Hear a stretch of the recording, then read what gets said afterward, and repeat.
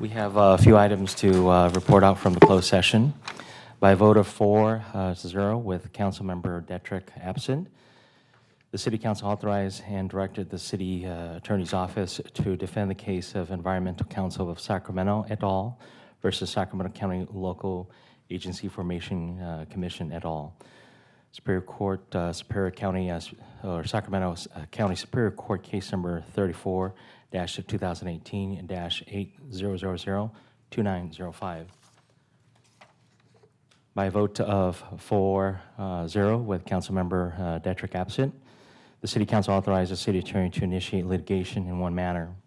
The name of the defendants and details are not subject to disclosure at this time. Once the litigation is filed, the information will be disclosed to any person upon inquiry. That being the case, I want to adjourn our closed session, and I want to call to order our regular City Council meeting at 6:16 p.m.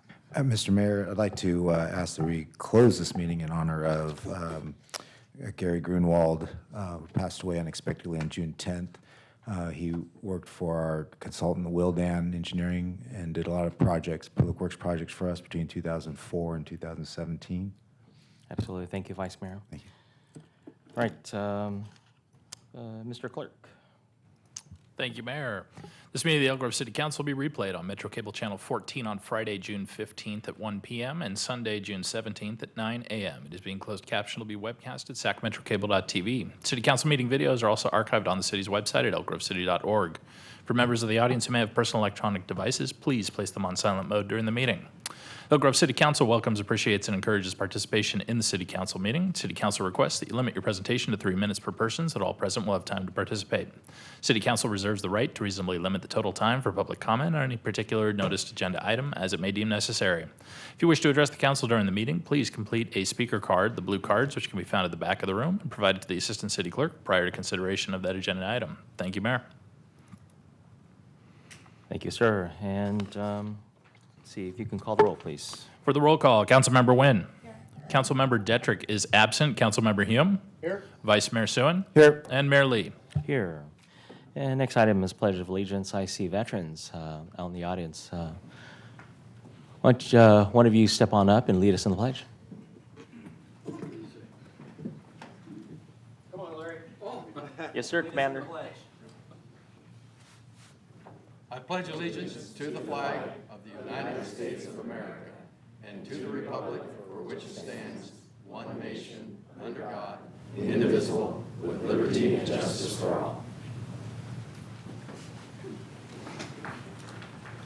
Thank you, Commander. At the beginning of every regular City Council meeting, City Council would like to invite the public to join us in a moment of silence, if you could.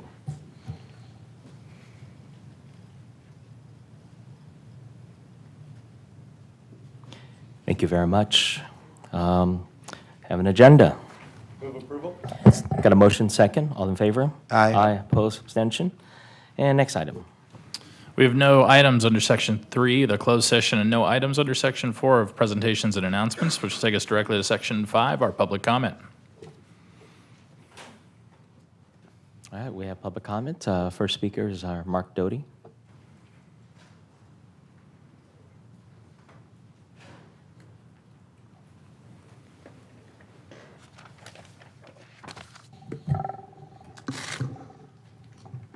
Hey, Mark. Slide that in. Good evening, Mayor, Vice Mayor, council members. Just hadn't been here in a while. Wanted to had a schedule free up so I could get over here. So I just want to make a couple of comments about a few things. One is the Tour of California, as you know, was here last month. Came through. It was a great event for the city. But what I really would like to do is thank city staff, the city manager, police chief, just everybody that was involved. Just I know that was a ton of work by a lot of people. They put a lot of work in to make that happen, to pull it off. So just think it was great. Holding the men's finish as well as the women's start and finish was, you know, another step from what occurred last year. So, you know, cycling is not huge in the States, but this is the premier event in cycling in all of North America. So not just just it's big, so and growing. So I want to thank the city for holding that event. I know there was some frustration with road closures prior to the event, and I hope you guys didn't get too many emails from citizens after the fact. I think a lot of it was hopefully frustration with seeing the times, but when it actually occurred, it hopefully wasn't as bad on the citizens, picking up kids from school and so on, since it was a Thursday. So that was one item I want to talk about. Then just briefly, I hadn't been here since you considered an appointment to the Planning Commission. Wanted to let you know I was watching from home that night. I didn't take the time to come down because I knew there was going to be, there's already 2 members from District 2 where I live on the Planning Commission. I think it's appropriate to have a more even distribution. So I put my name in the hat because I want to keep my name on the radar for when there's an opening later. Perhaps somebody from District 2 steps down in the future or whatever. But just wanted to let you guys know that I agree with not overloading one district. So since that was a late night, I decided to just watch from home. But anyway, just wanted to throw that out there. And then Councilman Vice Mayor Soon, you had brought up the passing of Gary Grunwald, and I just wanted to, on behalf of the Trails Committee, which I'm on, he's going to be missed. He was really good. I've worked with him on numerous projects, very professional. And Gary was somebody that we could really lean on as somebody that is a runner and a cyclist, and he really understood the issues that we would bring up. So, condolences to his family, and I know he's going to be tough to replace. So hopefully somebody will be able to step in and fill those shoes. I know there's a lot on his plate with, I think JPA was a huge project he's on, or was on, unfortunately. So anyway, just wanted to make that comment as well. I'll be back later on another item. Thank you. Thank you. Thank you, Mark. Our next speaker is Mark Graham. Mr. Graham?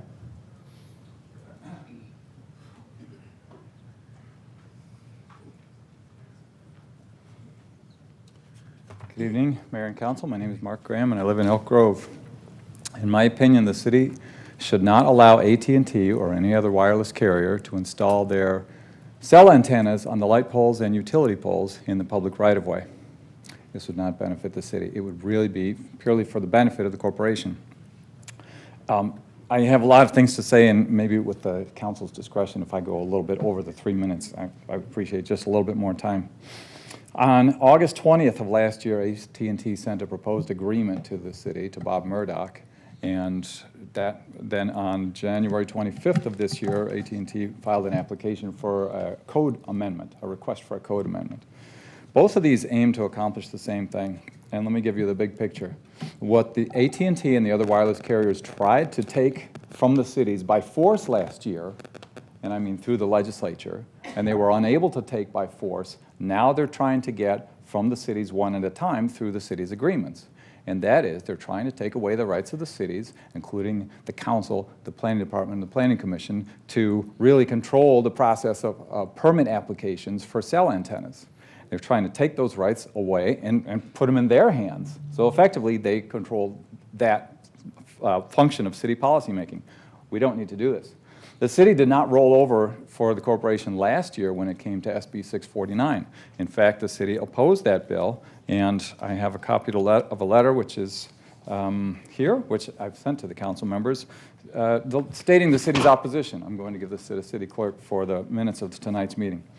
This was a bad idea last year, and it's a bad idea this year again.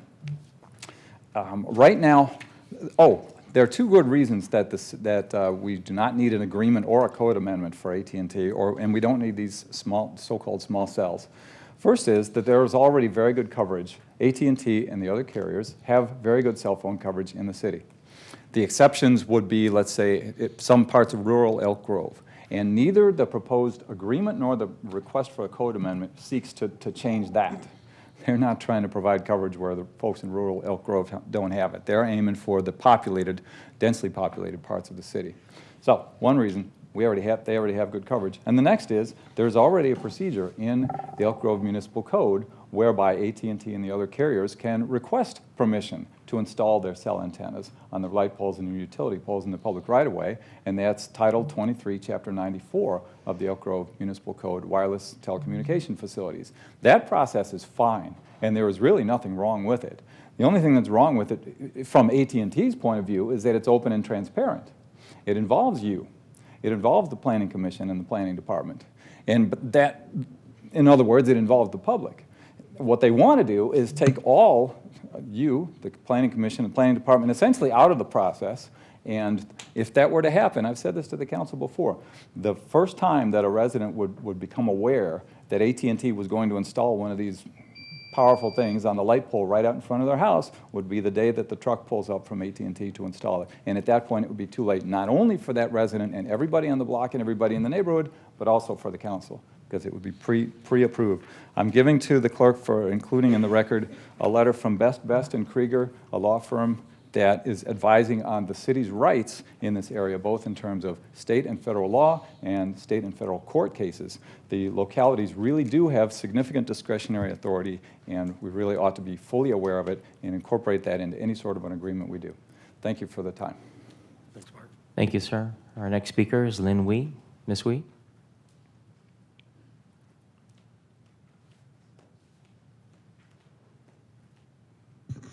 Good evening.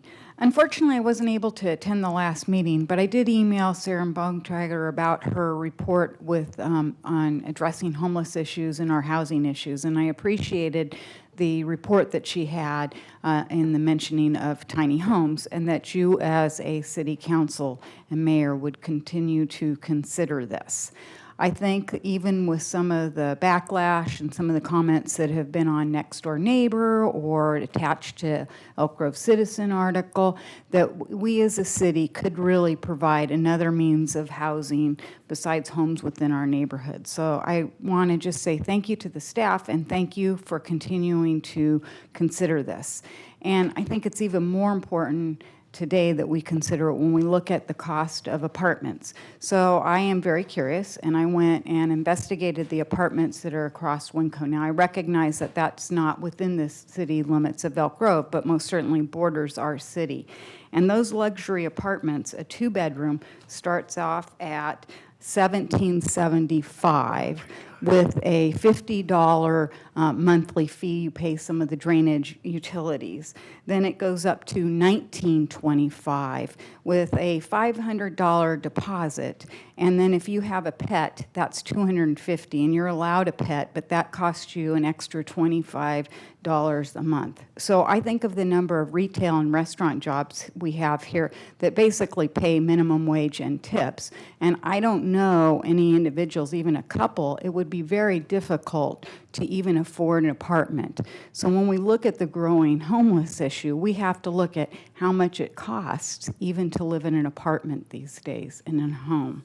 So I also want to say that I did read this B article, and Elk Grove was mentioned with the transitional homes. Again, I think that you're being proactive in meeting some of these needs, and I definitely believe we can get some of the homeless off our creek. Not all of them intentionally want to be homeless. There are these barriers, and I think it starts out with what our housing costs are.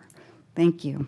Lynn, I just want to thank you for coming forward with the idea to explore the tiny homes as a potential solution. I mean, obviously, we haven't arrived at what that looks like, but it definitely merited taking a closer look. So And I've thank you. told you, and I'm sincere about this, I will work with that. And some other friends that I know said that if you have a community garden within there, they're master gardeners, they'd come out and assist with all of that. So I know we do, even though there's been a lot of negative, I know that we do have a very generous community that would most certainly be willing to take this risk to address these needs. Thank you.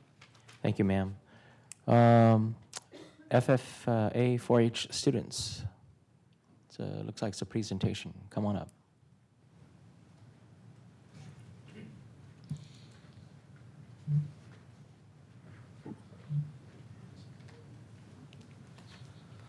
We wanted to come up to thank Mr. Pat Hume, Darren Swain, Mr. Dietrich, and Stephanie Nguyen for giving proxy and contributing towards the auction this year at the county fair.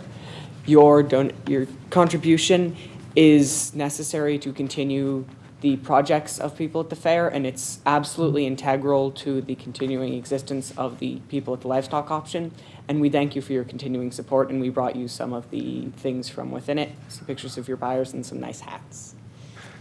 Thank you very much. Excellent. Great job. So I want to thank all of you for, sorry, go ahead. Thank you. Good evening. It is our honor to be before you this evening to celebrate the continued support from this board and fellow community members to the students of the Elk Grove Agriculture Program and other programs within our district.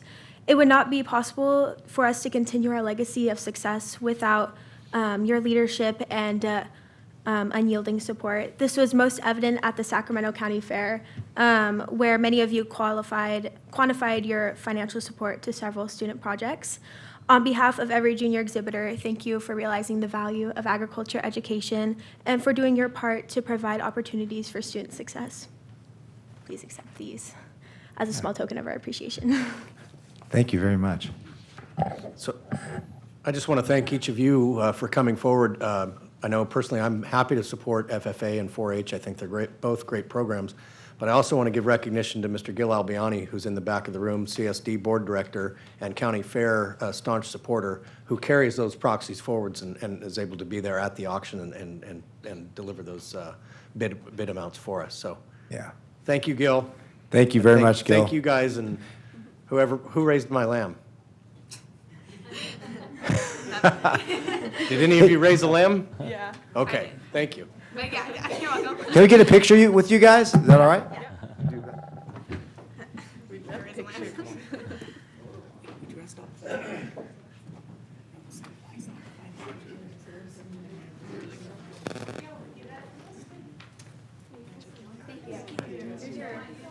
Appreciate it, thank you.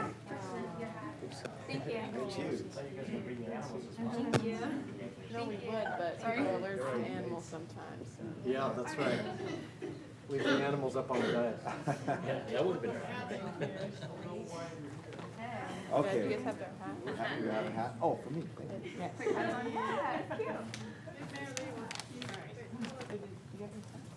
Thank you. Oh, you want the short people in the front? All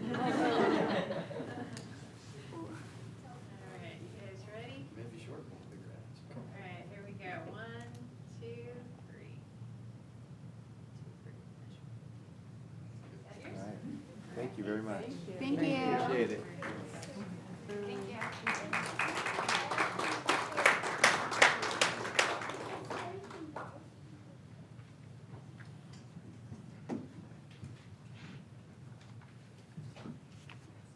Thanks, Gil. All right, next speaker is the American Legion Post members.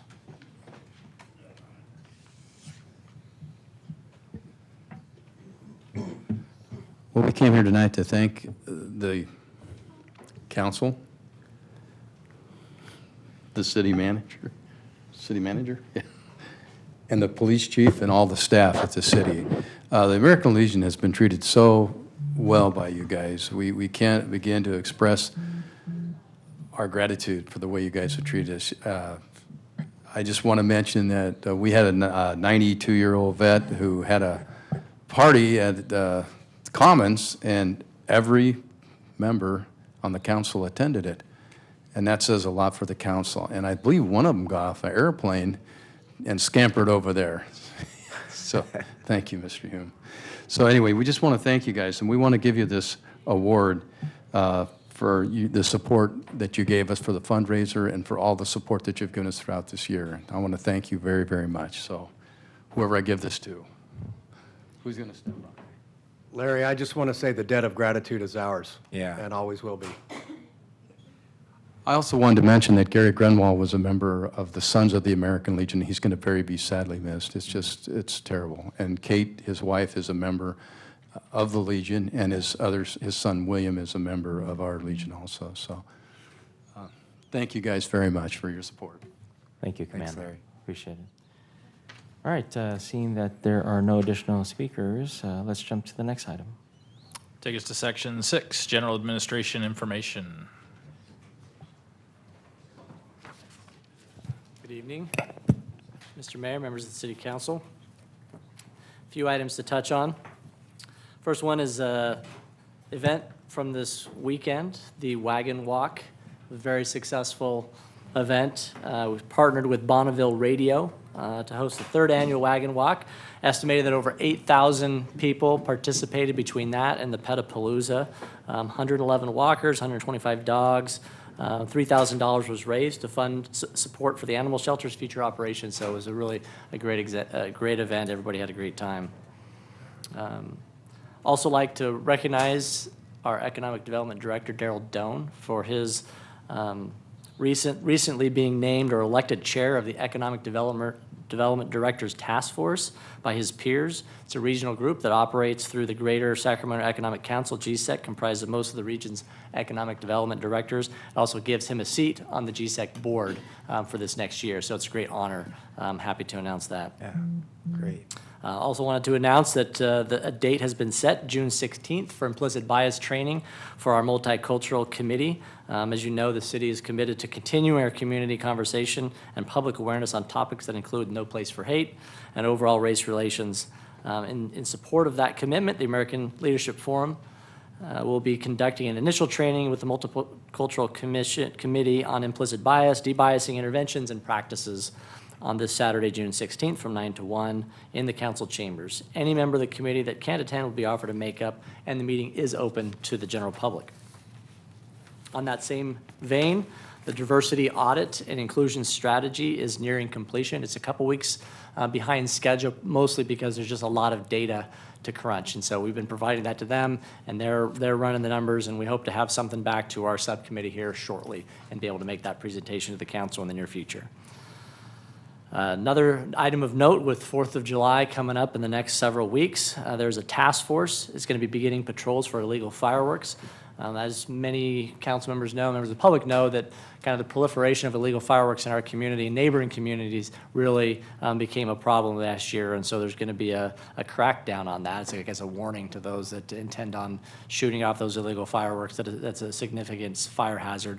So this task force will begin patrolling neighborhoods to enforce zero tolerance against illegal fireworks later this month. It's comprised of members of the police department, code enforcement, and the Cosumnes Fire Department. The team will be working to keep our community safe by enforcing laws that prohibit the use of fireworks that do not carry the state fire marshal's safe and sane seal. Illegal fireworks include skyrockets, bottle rockets, Roman candles, and aerial shells. Firecrackers and other types that explode, go into the air, or move on the ground in an uncontrollable manner. If caught with illegal fireworks, violators will be cited and fined up to $50,000. To report illegal firework activity, please call 916-714-5115. So we're going to be doing a public information campaign to warn people about the consequences of doing the illegal fireworks, and we encourage people's diligence and participation in that. Just a reminder also that the road closure at the intersection of Bradshaw and Sheldon remains. The work should be complete through mid-August, hopefully before kids get back into school. Some updates on our standing-wide city initiatives, continuing to make great progress on our major construction projects. Civic Center project is going very well. We're still hoping for a late summer opening of the Aquatic Center. The Community Center is well underway as well. The Animal Shelter is making great progress, so anybody that drives past or looks to see a lot of great construction activity happening. A couple other things, the Library and Performing Arts study that's underway right now. The results of the research and initial concepts are going to be presented to our Arts Commission at their meeting on June 21st, and recommendations will be presented to the City Council for review and direction at the August 22nd meeting. I think the only other update I have is on the Sheldon area, which is this Capital Southeast Connector Joint Powers Association project. There's a stakeholder meeting for this grant scheduled for next week. This is for the Sheldon area. We're getting various stakeholders together and talking about what the plans or discussions are for that project. And that concludes my report. I'm happy to answer any questions the council might have. Any questions? There are no questions. All right. Councilman Hume, would you like to start? Sure, thank you, Mayor. It's either been a long time since our last council meeting or a lot has happened in the interim, so I'll just be trying to go through a lot of stuff very briefly. I attended the California Chamber of Commerce's host breakfast downtown at the Convention Center where the governor spoke. It was a great event, showed great support for all the branches of our military. Had a Capital Southeast Connector meeting, nothing specific to note of Elk Grove. It was more about the importance of SB1 funding to that project, and then also presentation of the draft budget. Had an RT meeting, nothing of specific to Elk Grove. Attended the council special meeting on homelessness. I had an Economic Development Ad Hoc Committee meeting. Had a LAFCO meeting where the only item was the Folsom Corporation Yard Sphere of Influence. This weekend, I attended the Elk Grove Fine Arts Center art tour, which was a very nice event and, at different locations around town. Also attended the Petapalooza on Sunday, which was a great event. Good turnout, lots of people out there with their dogs. My dog Diego participated in the obstacle course and did very well, so I was proud of him. And then that evening was the first ever bounty on the boulevard for the Elk Grove Regional Scholarship Foundation. It was a wonderful event, went off without a hitch. 4 council members were there. The mayor, unfortunately, was out of town at a mayor's conference, but it was just an incredible event, very good showing of what Elk Grove can be. I heard a lot of comments that this was the best event put on in Elk Grove yet, so wonderful event. Had RT meeting on Monday, nothing of Elk Grove importance. Sanitation District Board meeting this morning. That I would just like to say that we, through our debt financing strategy, we're going to pay down some high-interest debt with low-interest debt that we received through the state. And so fortunately, that looks like it's going to shake out to mean that the overall rate increases will not have to be as high as we had projected in order to pay for the Echo Water project. So that's a good thing. And then had a paratransit executive committee meeting today where we went over the proposed budget. And that's all I have. Thank you. Okay, thank you. Councilmember Nguyen. Sure. Like Councilmember Hume, I attended quite a few events as well too. I went to the Library Authority meeting, was a part of the American Legion Walk for Veterans. I had a chance to come out to the concert in the park for a bit. That was really nice. It was a hot day, but by the evening it got really nice out there. The Filipino Fiesta, I also serve on the Revenue Taxation Committee for the League of Cities. Bounty on the Boulevard, I have to say, our Councilmember Hume did an amazing job as an auctioneer. Do you know how much you raised that night? It was a lot. North of 10,000. It was wonderful. He did a wonderful job. And then I, yesterday, back in, I don't know if our Councilmember and the Mayor remembers, but January 24th, we had adopted the new smoke-free ordinance, and it took effect February 23rd of this year. And so there was a celebration of it at Corner Bakery right here in town, and it was led by Save Our Legacy, and they have certificates for each and every one of us for adopting that. So I've got them here for you. Be more than happy to hand it to you afterwards. And then I want to thank the city manager and our police chief for enforcing the illegal fireworks. I've noticed that there was an increase in it last year. I was bombarded with lots of emails and phone calls the day after, and so I'm glad to hear that we'll be doing this year. So thank you very much. That's all I've got, sir. All right, Vice Mayor. Okay, thank you. Since we last met, we had a Library Authority meeting. Nothing substantial to report at that one. Also attended the American Legion Post 233 walk on Memorial Day, and also want to commend Nan Mahone, who puts on the event before that for World War II veterans. Does a fantastic job each year. Attended the Tree Foundation's awards ceremonies. Also attended the Filipino Fiesta event. And SACOG, we had a SACOG Transportation Committee. We had a very robust conversation about the Metropolitan Transportation Plan and Sustainable Community Strategy, which essentially could affect our funding for some transportation projects. So it's an ongoing discussion that the 22 cities and 6 counties are are debating over and how to address the future or the upcoming air quality requirements that the California Air Resources Board is sending down. Petapalooza and Wagon Walk, that was a really fun time. I brought my dog Gunner out there as well, so Gunner met Diego, and we had a great time. Great to see all our residents out there participating in that walk. That also, portion of those funds from Wagon Walk go towards our animal shelter project. And also the Petapalooza, being the first time in Elk Grove, it's normally in Citrus Heights. So we very much extended that welcome mat to, 100.5, Mix 96, KNCI, and Sports 1140 radio stations and their owners. Bounty on the Boulevard, again, I totally agree, is a fantastic event, and I'm sure there'll be double amount of folks next year. And then thanks to Councilwoman Nguyen for putting together a meet and greet at Ha Noi Pho, which is a new Vietnamese restaurant in town over by the Century Theaters. Met a lot of Elk Grove residents out there just to come out and meet all those who attended. Councilwoman Nguyen and school board member Bobby Singh Allen, Assembly member Cooper. So it was a great event. And finally, I would like to make a request to council. I met with the Laguna Lake Homeowners Association, and they've been having some challenges with the increase in traffic on Elk Grove Boulevard. They would like to investigate some sound attenuation, whether it be a wall or vegetation, but they could use some help in doing an acoustical study to figure out, what alternatives that might be appropriate to mitigate for the noise. And that budget amount I got from Public Works is no more than $10,000, and so I wanted to get council consent to allow them to do that. Sure, I'll support it. I'm just curious, what would the scope of the study be, and what would the information gathered therein be used for? You want to go? Okay.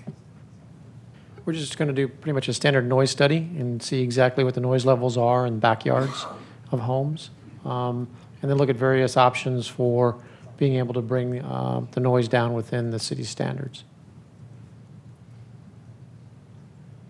Okay, I would be in support of doing the study. I know in the past, on a couple separate occasions, they've looked to the city to build a sound wall for them, and we determined that that was not an appropriate use of public funds, and so I would still stand behind that. So if that's an expectation, I don't want to set their expectations too high, but if they're looking for information on alternatives, then I would support that. Yeah, when we can make that known.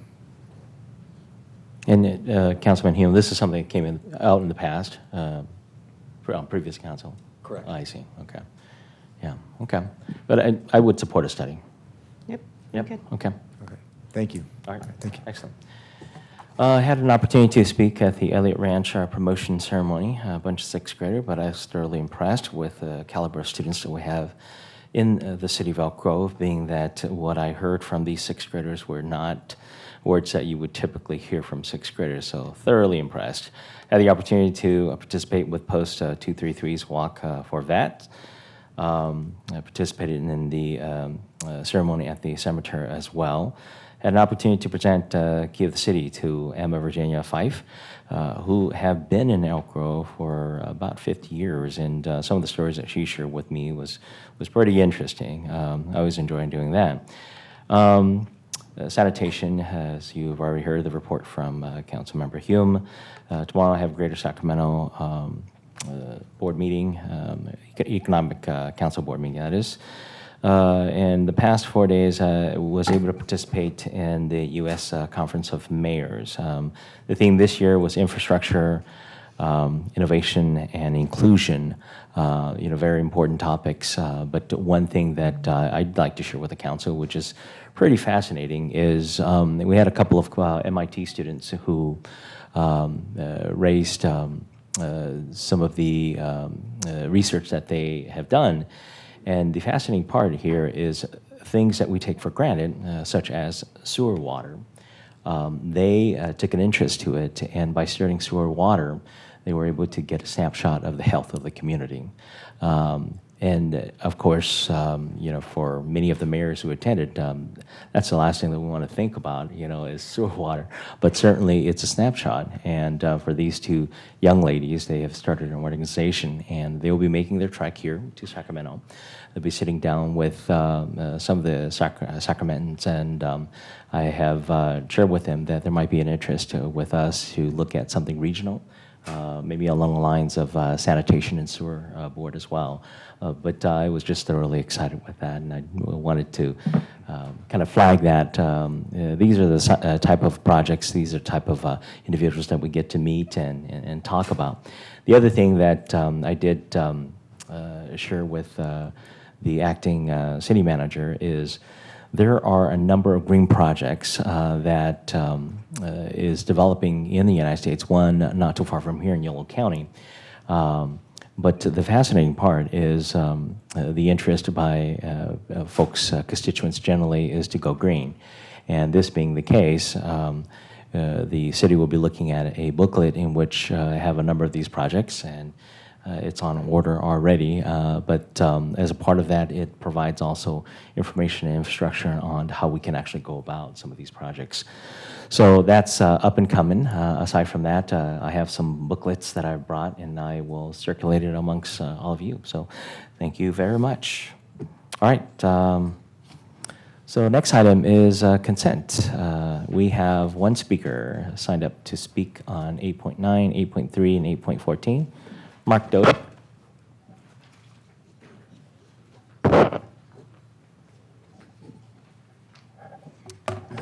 Good evening again. Just wanted to talk about a couple of items on consent, not necessarily saying that we shouldn't approve them or whatnot, but item 8, I'm going to go in reverse order. 814, that's the left turn pocket extensions at Laguna Boulevard and Franklin Boulevard.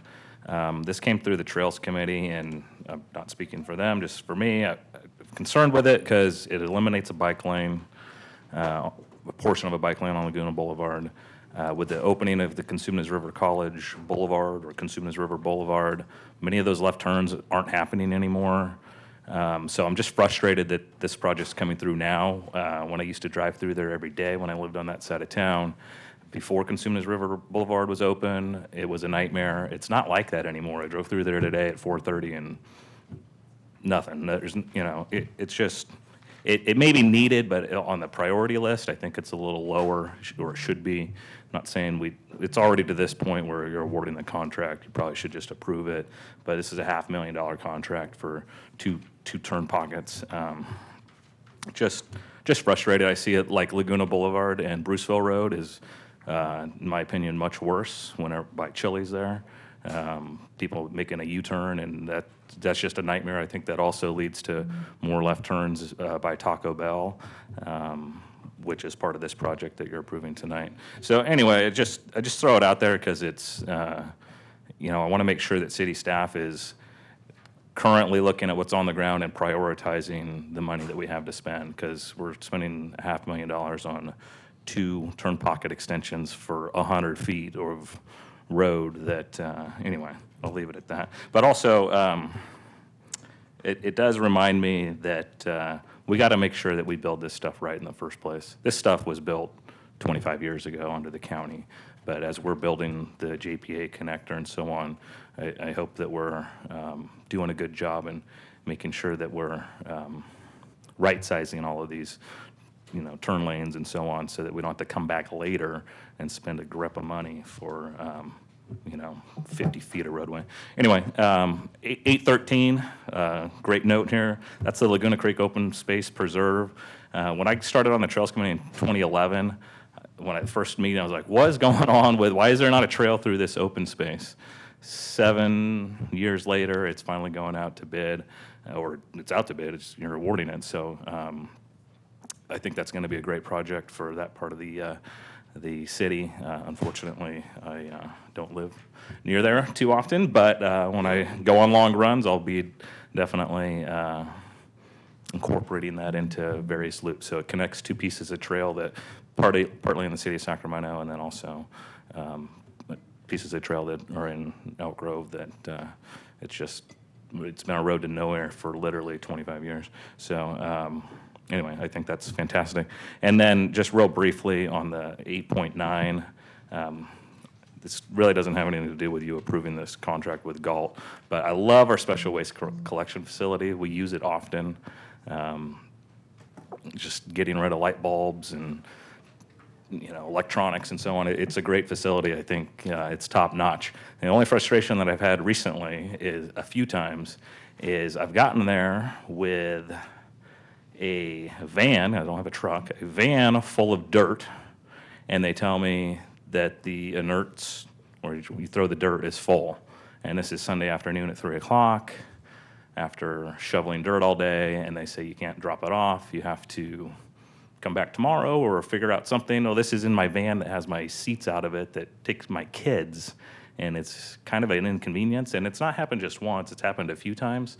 And just small amounts of dirt, just this throwing away dirt from planting a fruit tree or whatever in my yard, not a great amount. But you're kind of in a tough spot, and that's where you get illegal dumping. I was able to take off early from work the next day and get down there to drop it off. But anyway, just it's happened more than once, and so as far as 8.9, this is a contract with Galt because Galt's using our facility and they're using it more. So I'd like to see the city see if they can come up with a way to expand what they are able to receive or have more bins available, et cetera.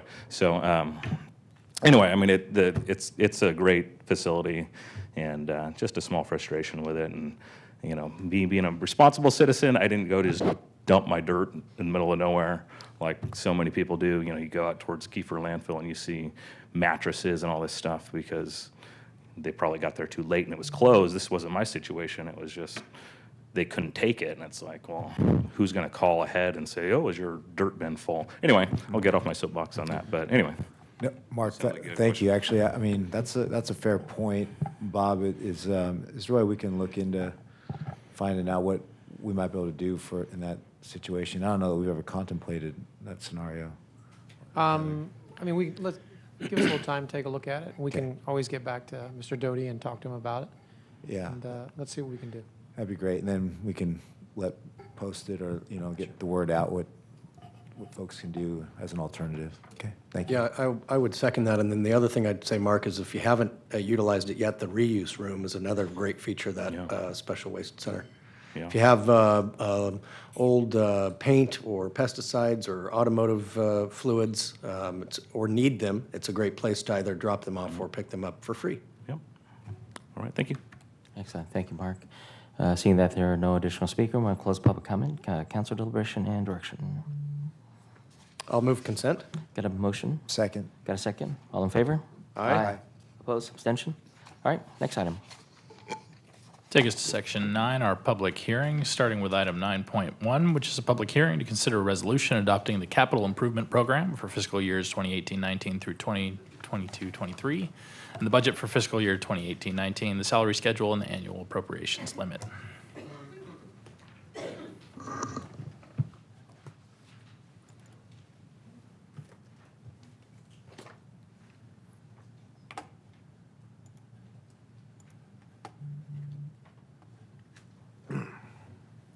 Greetings, Mayor Lee, Vice Mayor Soon, and fellow City Council members. My name is Shaden Ryan, Budget Manager for the City of Elk Grove.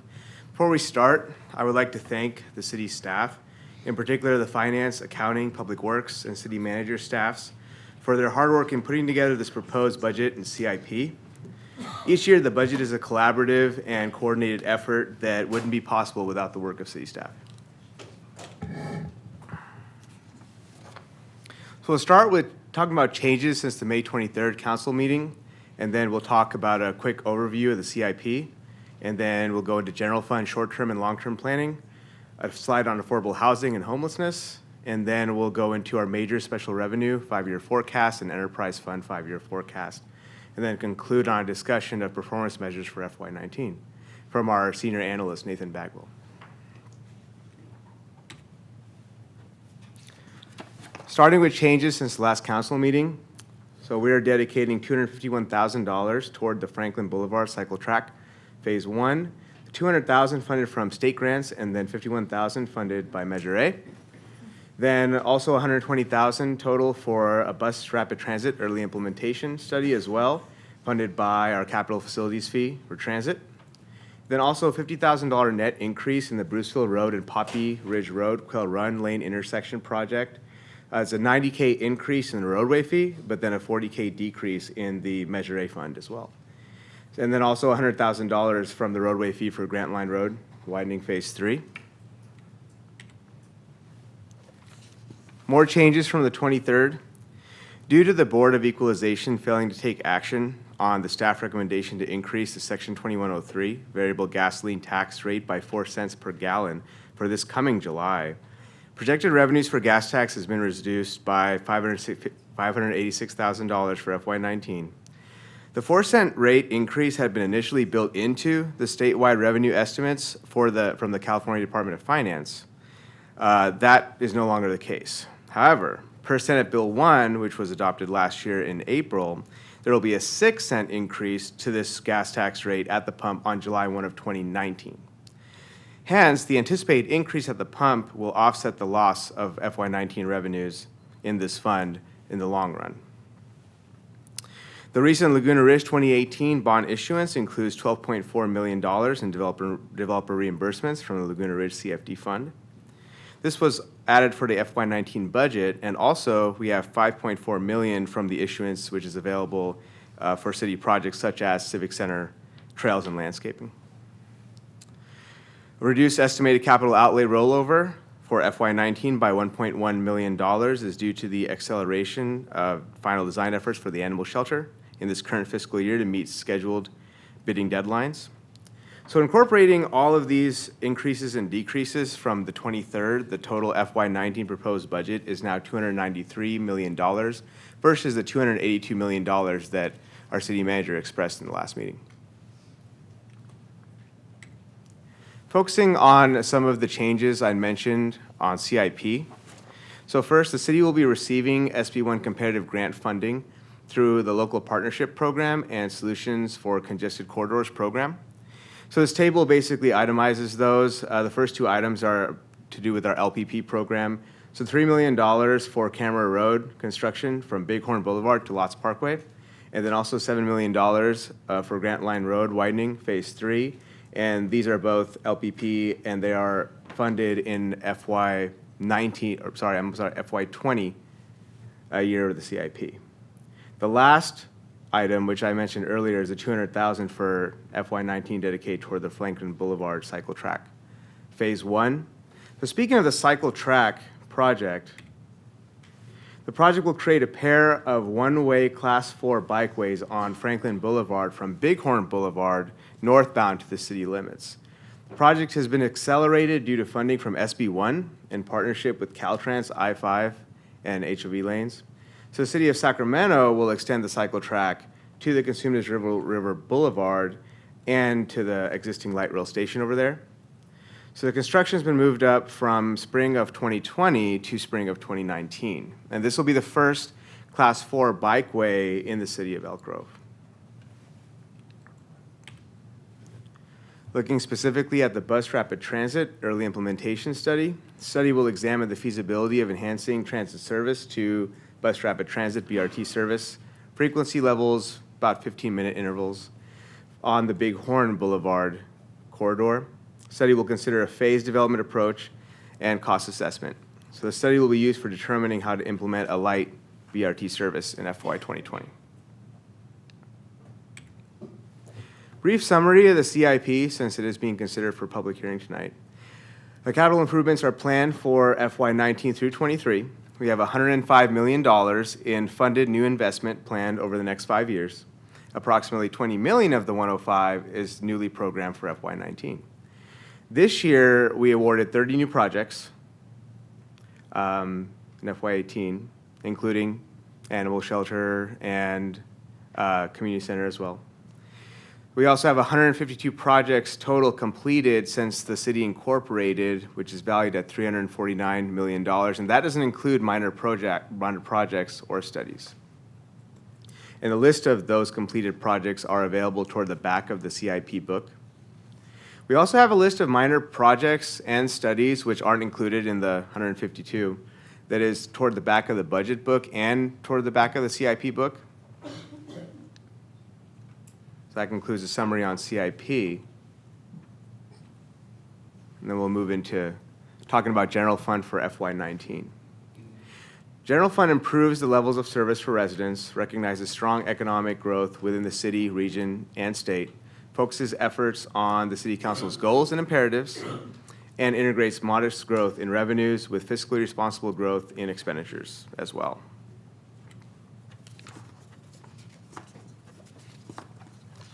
Starting with general fund revenues, we're expected to grow modestly in FY19 by 5.3% overall. There's approximately $400,000 of additional net retail sales tax expected from the upcoming new Costco starting in FY20. Staff expects about half of that for FY19 due to a partial year of operations. And recycling and waste franchise fee revenue will be contributed toward the building of the upcoming community center as anticipated. Flipping to the expenditure side, general fund expenditures for FY19 assumes growth by 12.9% over current year estimated spending, incorporates impacts from ongoing agreements with the 2 police-related bargaining units, appropriates $1.2 million of recycling and waste fee revenue mentioned in the last slide toward the community center project, and appropriation of this revenue source starting in FY20 will be determined by council. Also included in is the Costco sales tax rebate, which I just mentioned earlier, at $191,000 approximately for FY19, and then going to about $400,000 annually starting in FY20 for the full year of operations in Costco. Animal shelter startup costs, debt service payments, and compensation costs based on a phased timeline of recruitment are included in FY19 as well for the first partial year of operations of the shelter. Per our revenue neutrality agreement with the county, in FY19, the county's share of property tax drops to 70% from 75%, which was their share from FY15 through FY18. Now looking beyond fiscal year 19 into the 5-year plan, included in the forecast is $910,000 in funding for Old Town parking lot improvements as part of the Railroad Street Improvement CIP project. Recent changes at CalPERS will cause PERS payments to increase in the future. However, this forecast includes allowances for prepayment of PERS unfunded liabilities from FY19 through FY23. Every dollar paid as an accelerated payment to unfunded liability is an estimate to save $1 in interest costs for the city over a 20-year period. Regarding our animal shelter operations, FY19 expenditures include startup costs and a partial year of operating costs. For FY20 through 23, costs are shown net of current payment to Sacramento County, which is included in the operations category in the forecast, to show that when excluding compensation, shelter operations are fairly cost neutral. The debt service line includes transfer outs toward the animal shelter debt starting this fiscal year. Anticipating a grand opening in the fall, as I mentioned before, Costco revenues are incorporated in the forecast also. And residential recycling and waste franchise fee revenue projections align with the solid waste rate increases proposed tonight as well. 5-year general fund forecast can be found on page 24 of the proposed budget.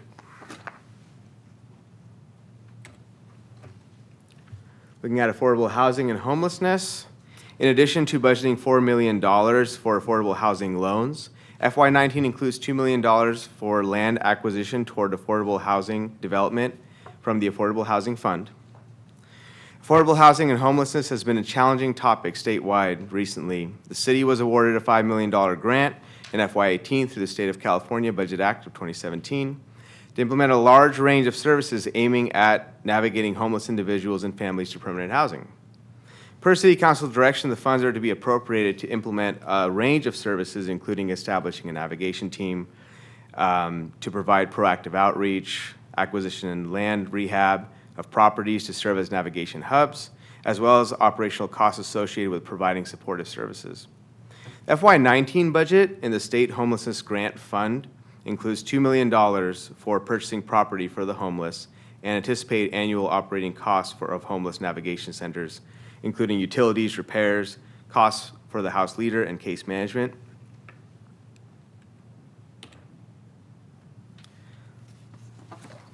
Now going into our special revenue fund 5-year forecast. These are actually new forecasts in the book this year beyond just the enterprise funds. Starting with gas tax, or highway users tax. The passing of Senate Bill 1 of April 2017 includes changes to the gas tax. There will be a 6-cent increase, as I mentioned earlier, on the gasoline excise tax starting on July 1 of 2019. Starting July 1 of 2020, gasoline and diesel fuel tax rates will increase annually by the California Price Index. The impacts of this legislation are incorporated in the 5-year forecast. The above forecast factors in continued operations and maintenance spending on curbs, gutters, sidewalks, pavement, markings, potholes, and preventive maintenance.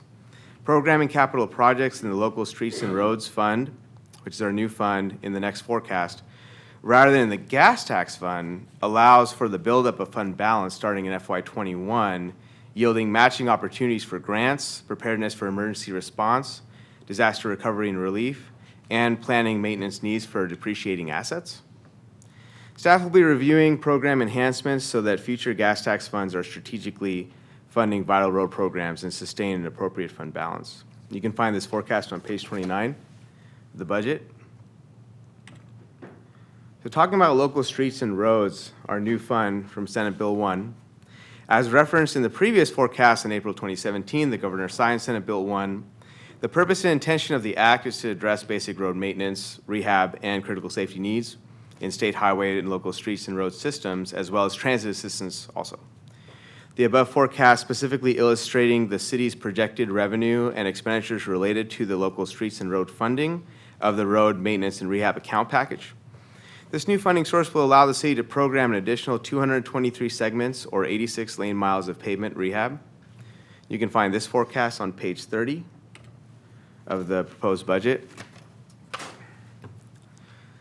So then for Measure A maintenance, with the continuing vibrant and healthy economy, this forecast projects continued growth in Measure A maintenance revenue in the out years. This fund is eligible for a variety of capital operations and maintenance spending.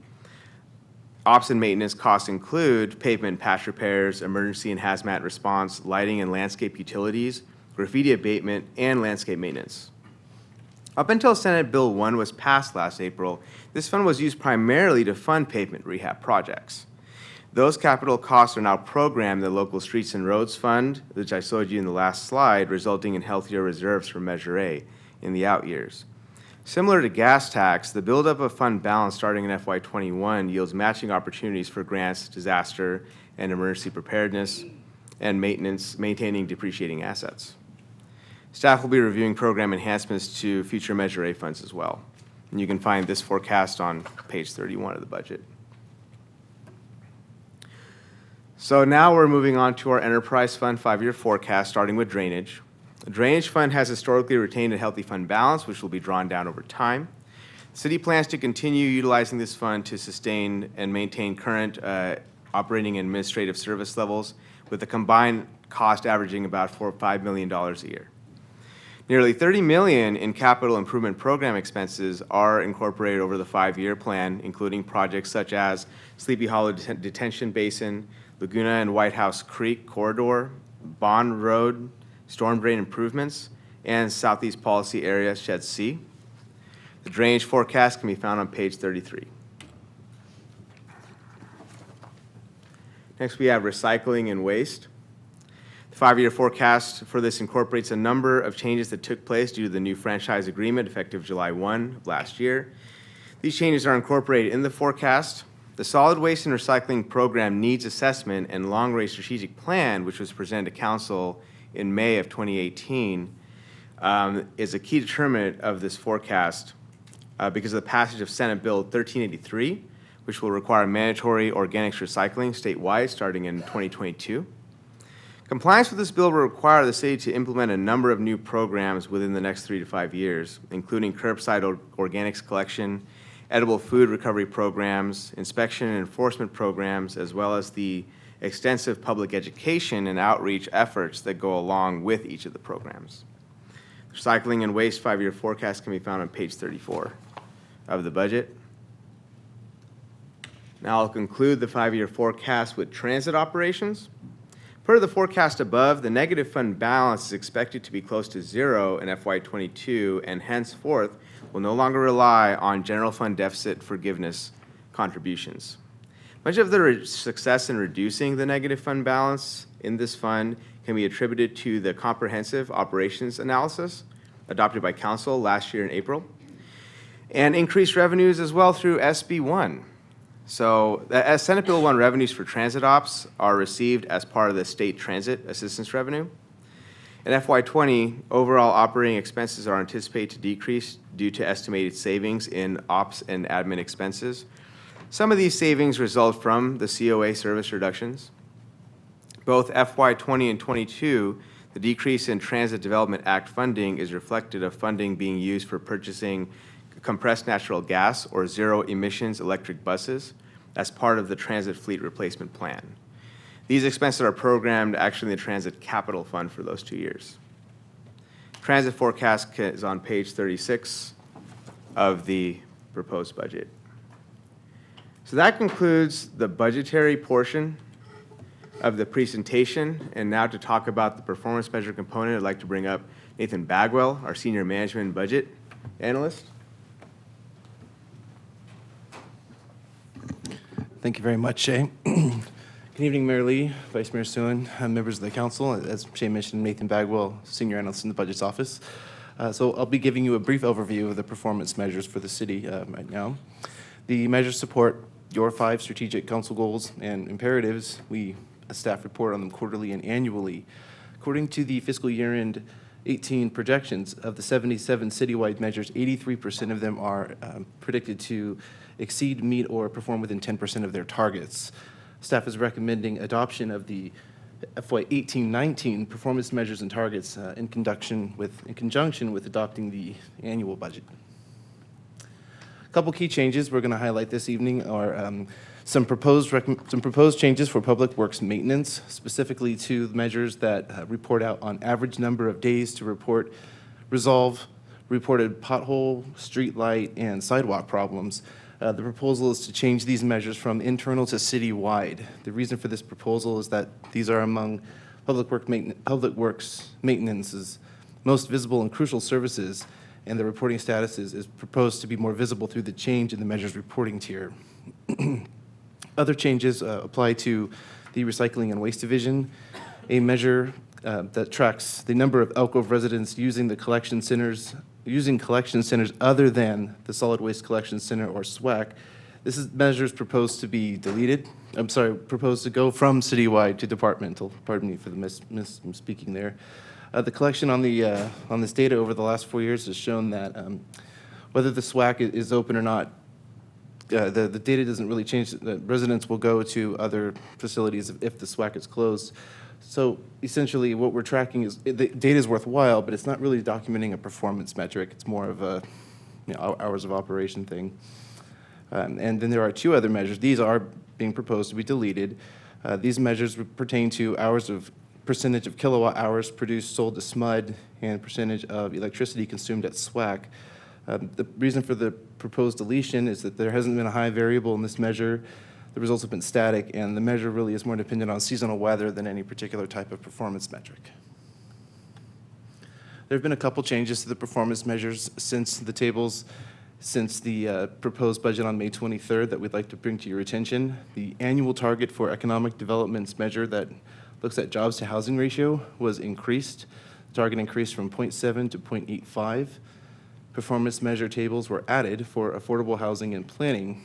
And as we talked about on the previous slide, there were 2 public works maintenance goals that changed from departmental to citywide. These have now been included in that division's performance measures tables. So we'll conclude here with an overall of the fiscal 2017-18 year-end performance results by council goal. So with the first goal, with regards to fostering a vibrant and diverse economy, there are 6 measures associated with this goal, all 6 of which are performing at or above their targets. The next goal, which pertains to fostering and supporting safe neighborhoods, of the 21 goals, or measures, 52% are meeting, exceeding targets, 14 are within 10%, and 33 are below their targets. The third goal, which speaks to distinguishing Elk Grove as a city with an array of opportunities for sports, cultural activities for all residents. All 10 of those goals are meeting or exceeding their targets. Next, the goal that speaks to serving as wise and responsive stewards of fiscal, physical, and natural resources. Of the 12 goals, 3/4, 75% are meeting or exceeding their target, with 25% below their target at the moment.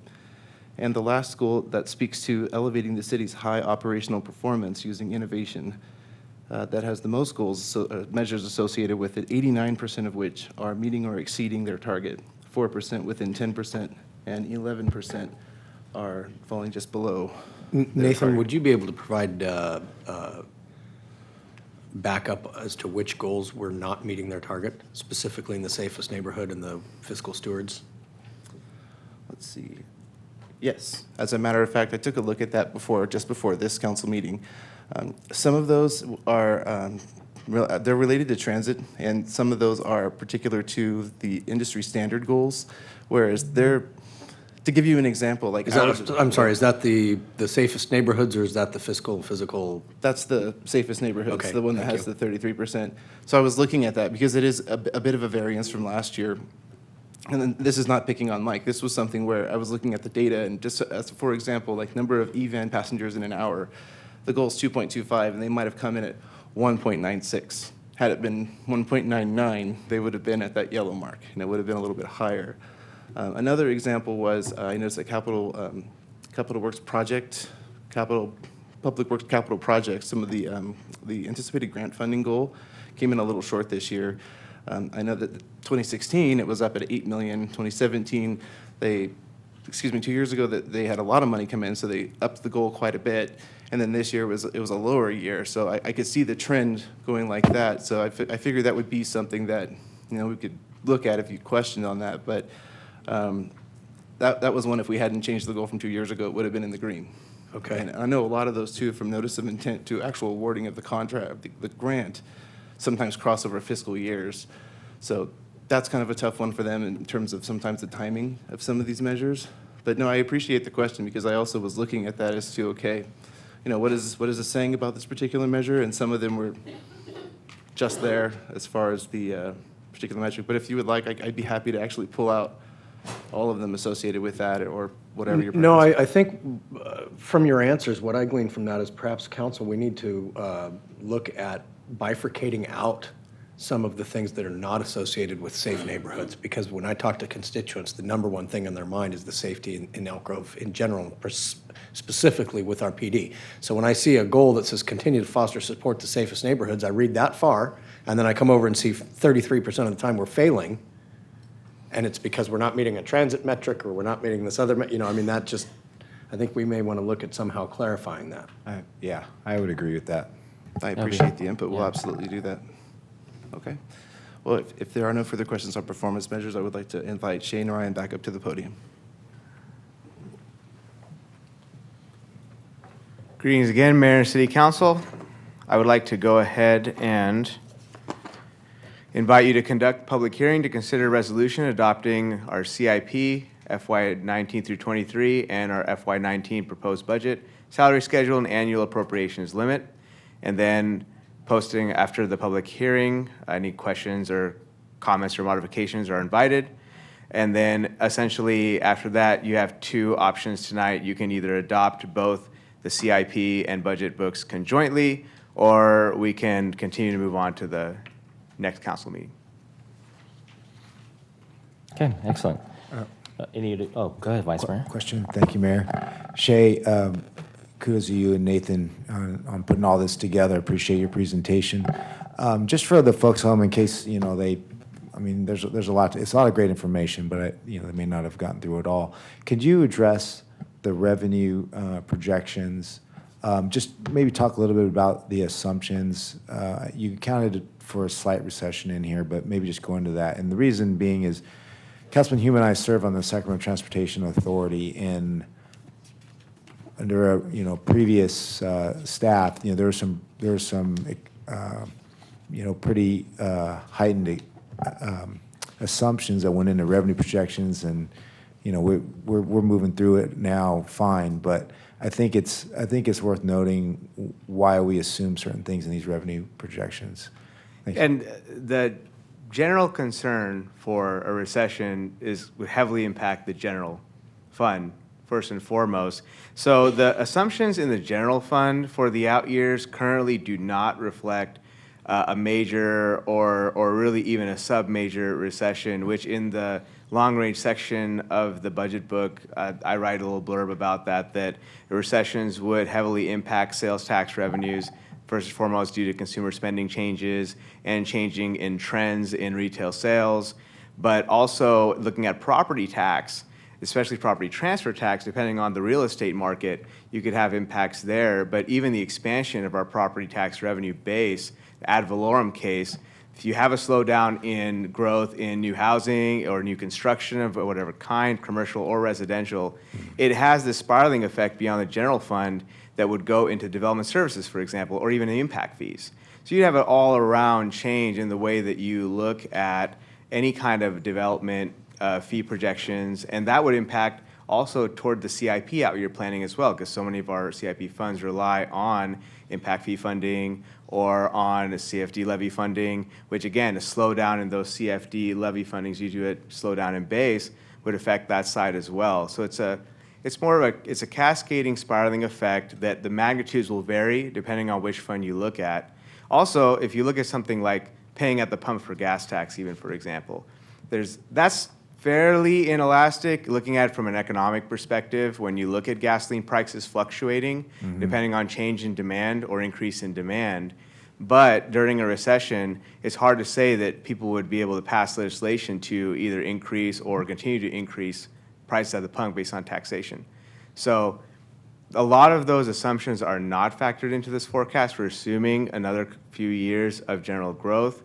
I have read a lot of positivity for this coming 2 fiscal years, so FY19, FY20, that it looks positive in terms of year ending.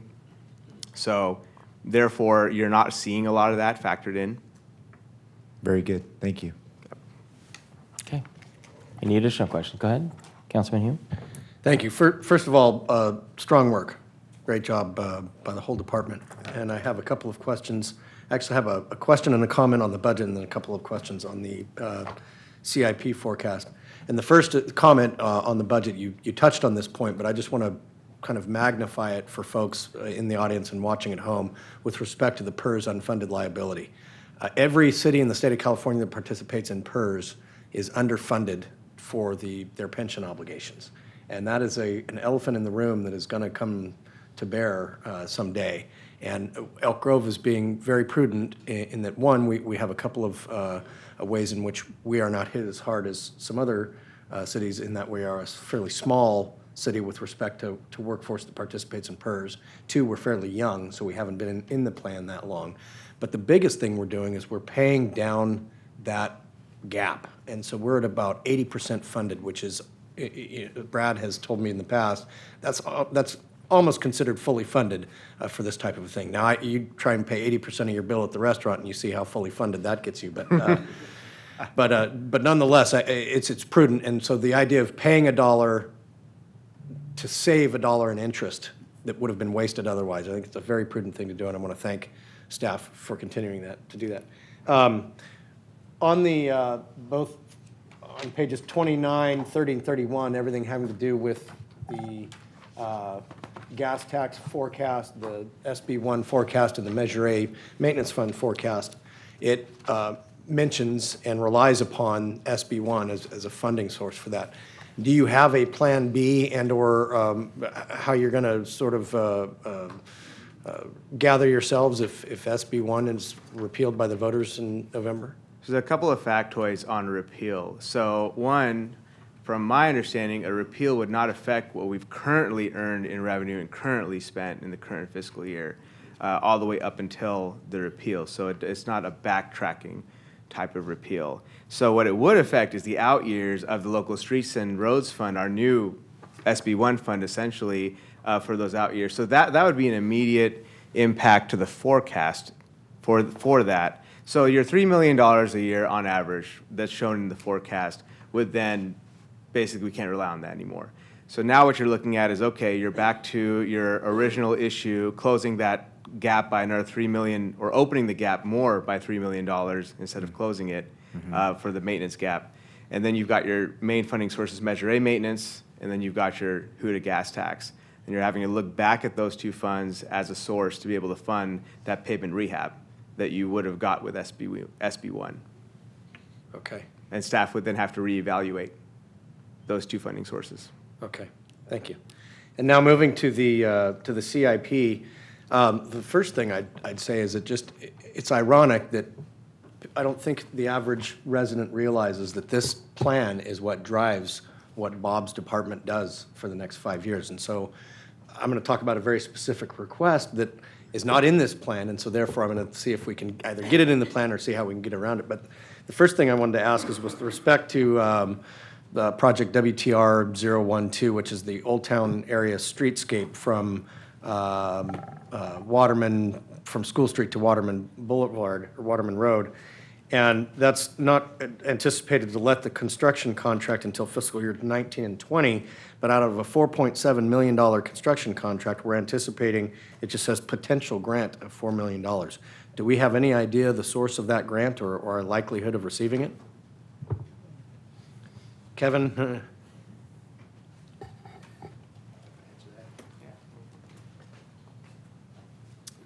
So we're going to be pursuing a community design grant through SACOG. We've submitted on that twice already, and we're successful in getting that grant for environmental and now right-of-way and final design. So typically, when we get that same grant 2 years in a row, and we're looking for that third cycle, we feel like we get a high probability of getting that grant. That grant application, I believe, is due in July, so we'll be finding out pretty quickly. Oh, great. So we'll have it well in advance of potential construction. Oh, yeah. We'll know. And our experience is when they fund the earlier phases, getting them to fund the final construction is a lot easier since they've already invested the money in the project. Great. Great, thank you.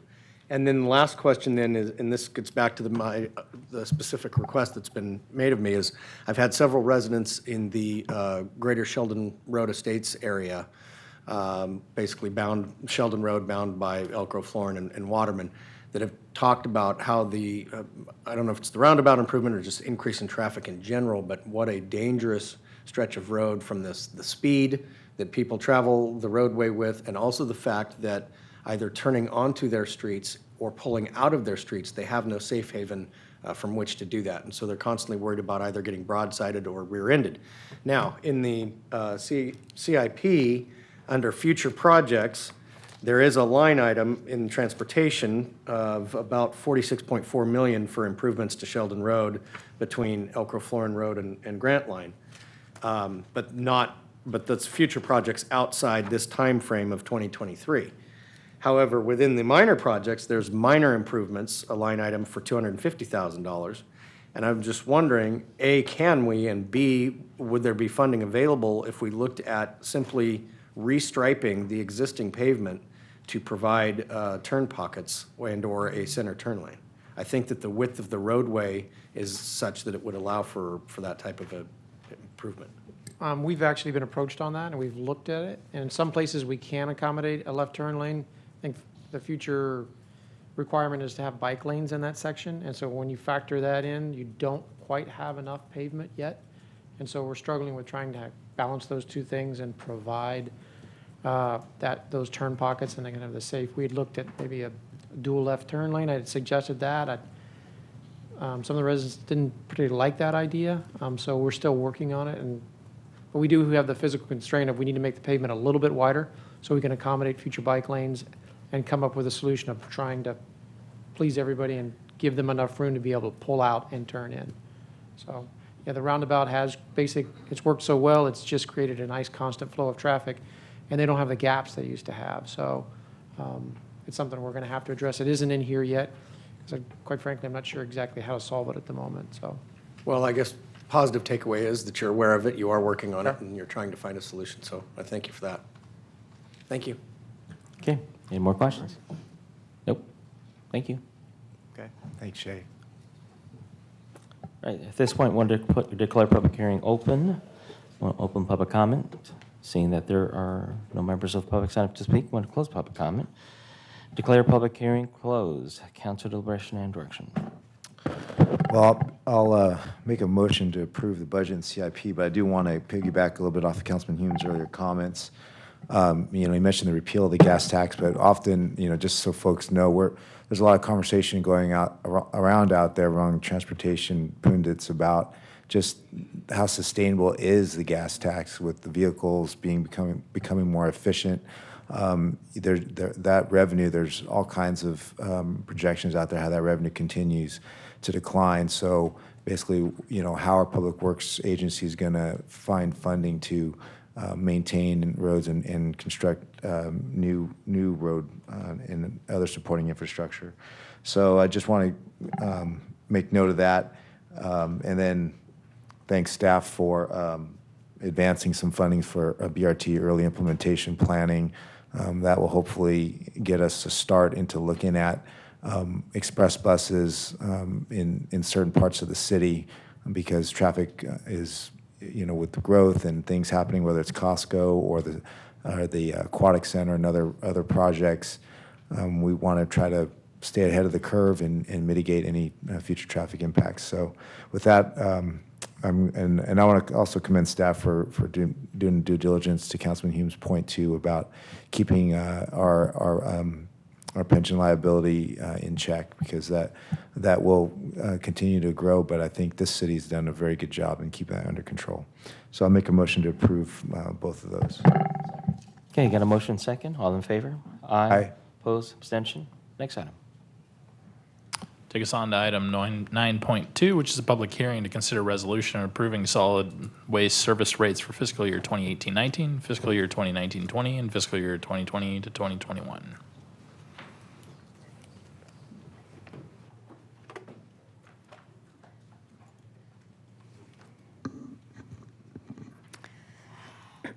Good evening, Mayor, Vice Mayor, and council members. Heather Neff, Integrated Waste Manager. The item before you this evening is a proposed solid waste rate increase. To give you a little bit of background, as costs of to provide solid waste services have increased over the years, there were several years in which the city did not pass those increases on to residents. As the rate that we pay to Republic has increased, the rate paid by residents has not increased, and there is a gap between the two, and that difference has been absorbed by the city. The rate approved for last year, fiscal year 17-18, closed a portion of that gap, and if approved this evening, the proposed increase for fiscal year 18-19 will close the remaining portion of that gap.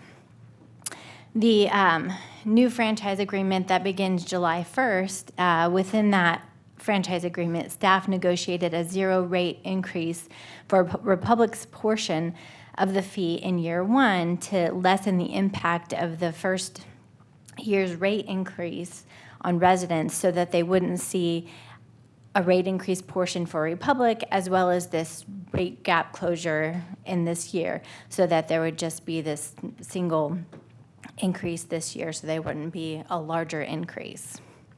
The other two increases that we're looking at this year for fiscal years 19 and 20 and 2021 are strictly inflationary increases.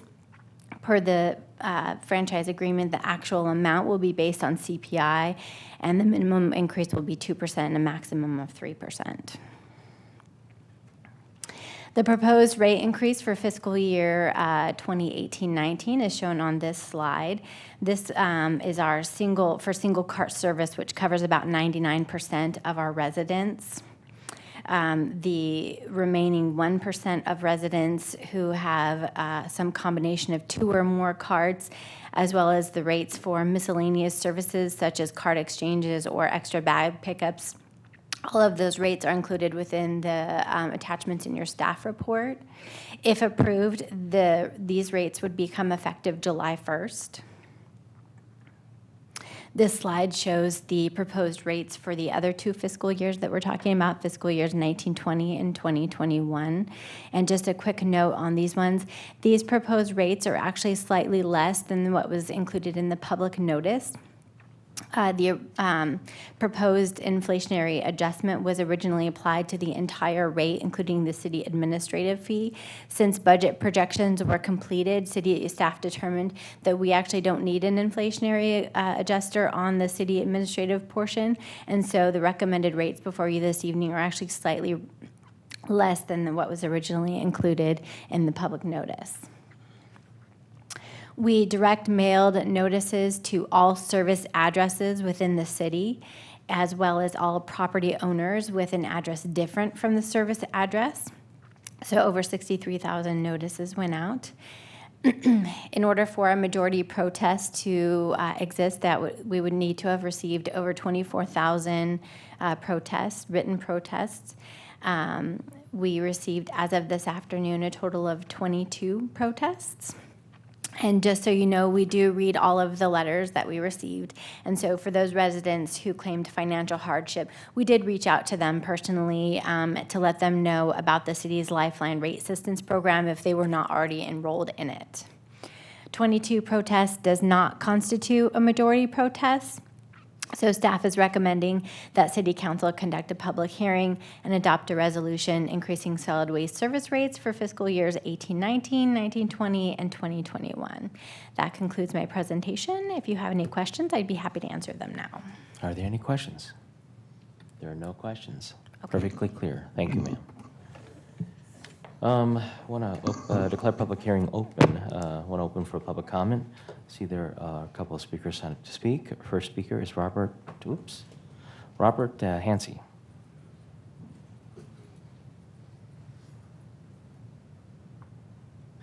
Following Robert is Lynn Wheat.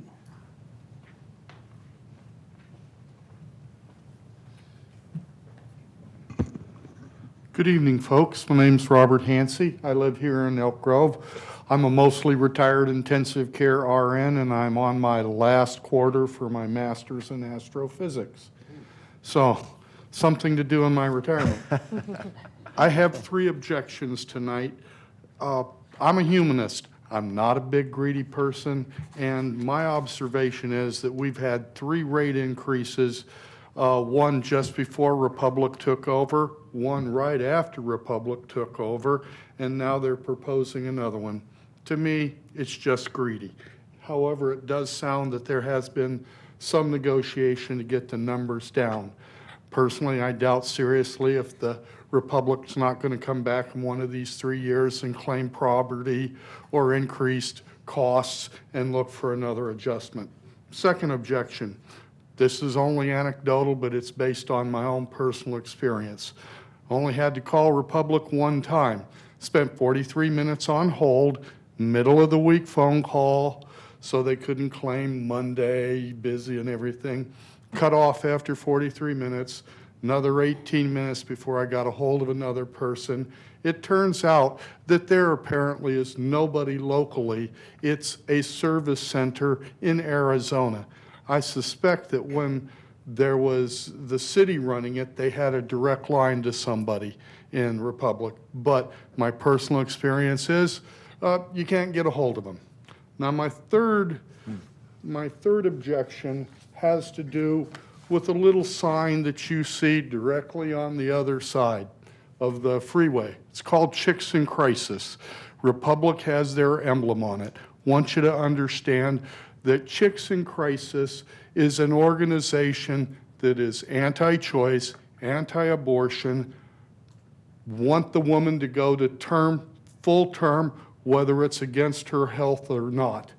I'd like to remind the folks here that we're a pro-choice state and we are a pro-choice county. I have a problem. I have to pay money for the services, and then they get to spend their money on an anti-choice organization. Spent 3 summers in my 30s working as a labor and delivery nurse in India and the surrounding countries. I have a lot of less than positive memories of 12, 13, 14-year-old girls being forced to carry to term, neonate deaths, maternal hemorrhages, newborn deaths within the first 10 to 12 days after delivery. Usually most of these young girls are sterile because their birth canal has been shredded. I have a problem with that.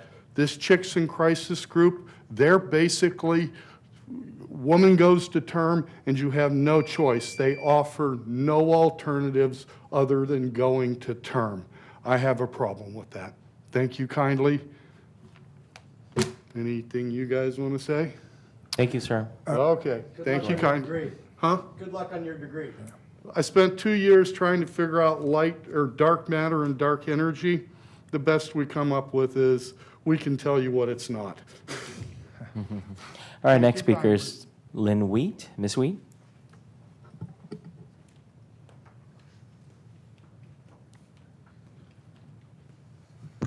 Okay, I'm here to protest the rate increase too, because I don't know, maybe my memory doesn't serve me well, but I thought when we were getting our waste facility that was going to help keep some of our cost as far as disposing of waste down. And over the number of years, I've seen Republic Service contributing to different campaigns and elections. I recognize that they do wonderful things in our community, that they've worked with the elementary schools to put the recycle tapes forward, et cetera, et cetera.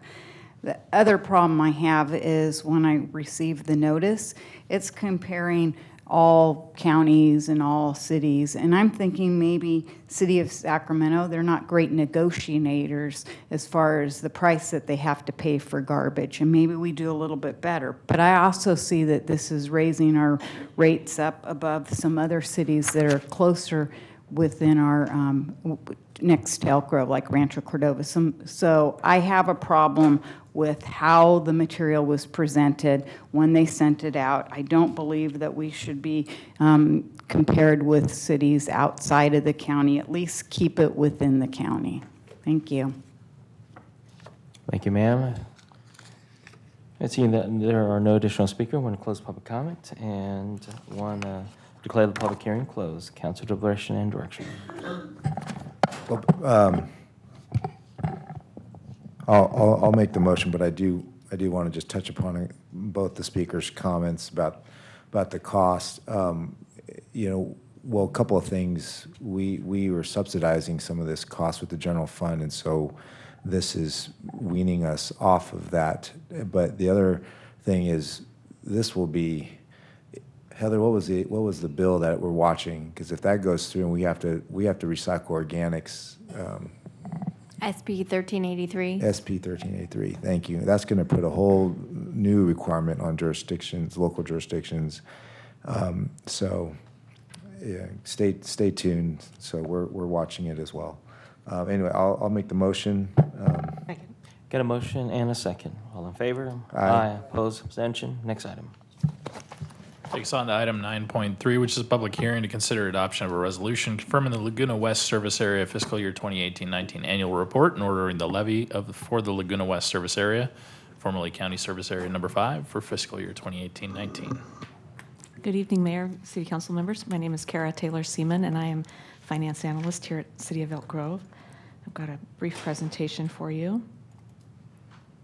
So this evening, we are asking for your consideration of resolutions to assess levy charges for fiscal year 18-19 for the Laguna West Service Area. Just some background, the district was formed in late 1992 by the county, and at that time it was called County Service Area 5. The city assumed administration and annexed the district into the city late in December 2003. And the district provides several services within the Laguna West area, including street sweeping, road maintenance, drainage services, and also the administration for the district. In order to assess the levy every year, the formation documents do provide the requirements to do so. The County Board of Supervisors adopted the ordinance in 1993. And it sets the allocation formulas and the procedures for collecting the levy. The governing jurisdiction, all of you, must confirm an annual report that the city does receive from our consultants, and it's in the staff report. And then as part of that annual report, individual parcel numbers are identified, and the corresponding service charges are noted there. This is just a map of the area where the Laguna West service area is. And then also the formation documents do establish the basis for the annual increase. Currently, we are assessing at the maximum allowable, so there's no further increases that are being proposed since we don't have the authority to do so. In conclusion, the goals for the Laguna West service area are to maintain the current service levels, provide adequate revenue stream for the projects and services, maintain reserves for future projects, and then consistency with the amounts noted in the budget. So staff's recommendation is that the City Council conduct the public hearing and adopt the resolution to confirm the annual report and order the levy. And I'm available for any questions. Any questions?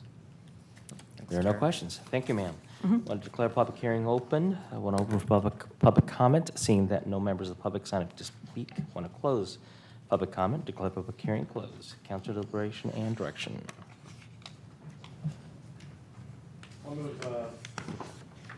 I'll move staff's recommendation to adopt the resolution. Got a motion? Got a second? All in favor? Aye. Aye. Opposed? Abstention? Next item. Take us on to item 9.4, which is actually 4 public hearings, and this is proceedings to put 2 projects, Elk Grove Landing and Calvine Meadows, into 2 community facilities districts for police services and maintenance services, and 2 assessment districts for street and stormwater maintenance. I'm back again. Hello. I'm still Kara from Finance Analyst, and I do have a presentation if you would like to listen to the annexation for this, but I am willing to waive that in interest of time if you would like. That was an excellent presentation. I really liked it. I'm glad you enjoyed that. Thank you, ma'am. I think we can waive it. Yeah, thank you. All right, I want to declare a public hearing open for CFD 2003-2. Want to open public comment, seeing that no members of the public sign up to speak. Want to close public comment. Declare public hearing for 2003-2 closed. Motion A1. Move to adopt the resolution. Second. Got a motion second. All in favor? Aye. Aye. All right, request the result of the ballot tabulation, please. Of 141 possible votes, 141 affirmative votes were cast authorizing the city of Elk Grove to levy a special tax at the rate apportioned and described. Measure passes with more than 2/3 of all votes cast in the election in favor of the measure. Resolution declaring the results of the elections available for council consideration. Move to adopt that resolution. Okay, got a motion second. All in favor? Aye. Aye. All right. Move to introduce and waive the full reading by substitution of title only and ordinance levying and apportioning the special tax and territory annexed to Community Facilities District number 2003-2, Police Services, annexation number 45, and amending Elk Grove Municipal Code 3.18.010. Second. Okay, got a motion second on A3, but on A2, there is no one opposed and abstention. Just want to go on the record for that. So motion A3, got a motion second. All in favor? Aye. Aye. Opposed, abstention? All right. Second public hearing. Want to declare public hearing for CFD 2006-1 open. Want to open for public comment opportunity. Seeing that no members of the public are signed up to speak, want to close public opportunity, comment opportunity. Declare public hearing for 2006-1 closed. Motion B1. Second. Got a motion for B1. Got a second. All in favor? Aye. Opposed? Abstention? Want to request the results of the ballot tabulation. Again, of 141 possible votes, 141 affirmative votes were cast, authorizing the city of Elk Grove to levy a special tax at the rate apportioned and described. Measure passes with with more than 2/3 of all votes cast in the election in favor of the measure. A resolution declaring the results of the elections available for council consideration. Motion B2. Got a motion from B2. Second. Got a second. All in favor? Aye. Opposed? Abstention? Motion B3. Motion B3, introduce and waive the full reading by substitution of title only and ordinance levying and apportioning the special tax and territory annexed to Community Facilities District number 2006-1, Maintenance Services, annexation number 50, and amending Elk Grove Municipal Code, section 3.19.010. All right, got a motion. Is there a second? Second. Second. All in favor? Aye. Opposed? Abstention? All right, third public hearing, SMD Zone 3-Y. Want to declare public hearing open for SMD 3-Y open. I want to open for public comment, seeing that there are no members of the public signed up to speak. Want to close public comment and declare public hearing for SMD 3-Y closed. Mr. Clerk, ballot tabulation, please. There is no majority protest of 141 possible votes weighted according to the proportional financial obligation for each equivalent dwelling unit. 141 affirmative votes were returned. The ballot approves the proposed assessment and the proposed inflation adjustment limit described for the parcels identified in the ballots. Resolution determining the levy assessments in the district is available for council consideration. Move to adopt that resolution. Got a motion? Got a second? All in favor? Aye. Aye, opposed, abstention. All right. Moving on, fourth public hearing, SWDF Annex 23. Want to declare a public hearing open for SWDF Annex 23.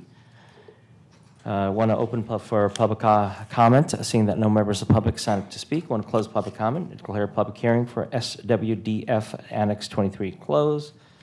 Mr. Clerk, ballot tabulation, please. And again, there is no majority protest of 141 possible votes weighted according to the proportional financial obligation for each equivalent dwelling unit or non-residential acre. 141 affirmative votes were returned.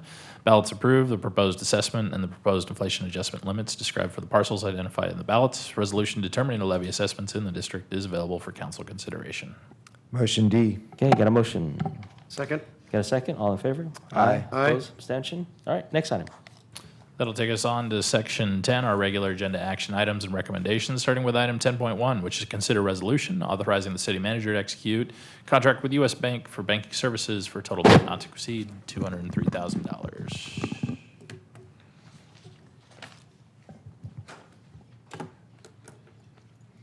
Good evening, Mayor, Vice Mayor, and Council. My name is Marcia Lay, and I'm the accounting manager for the city. Tonight, I'm going to present a banking service contract and a brief PowerPoint. Also in the audience is Charlene Botello. She's with U.S. Bank. Charlene is the Senior Vice President of Government Banking, and she will be making a presentation about U.S. Bank to you as well after my presentation.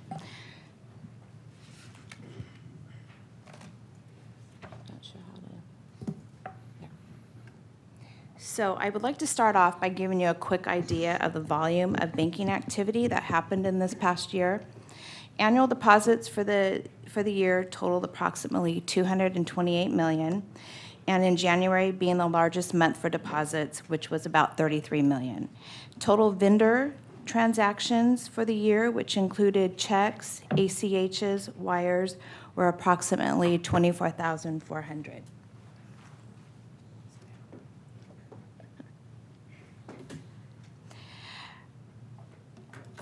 So the current RFP process, the current U.S. Bank contract expires on June 30th. So in March of 2018, the city issued a banking service request for proposal.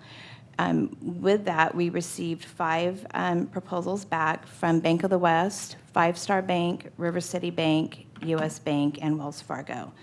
There was a review committee made up of 4 members from the Finance and Administrative Department.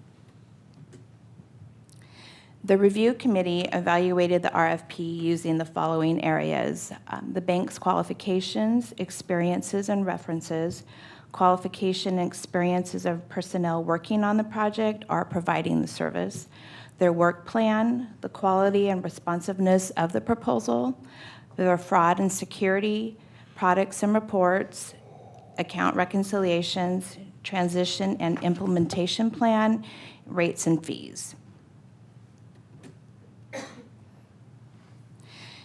Service and cost factors that stood out the most for the review committee in regards to U.S. Bank were U.S. Bank is giving the city a credit bonus, fee forgiveness, and an earnings credit. For the custodial investments, U.S. Bank manages their own safekeeping, so there would be no third-party fees. U.S. Bank was the only bank that proposed a 5-day armored car service, and U.S. Bank has the lowest cost for the credit card processing fee out of the 5 banks.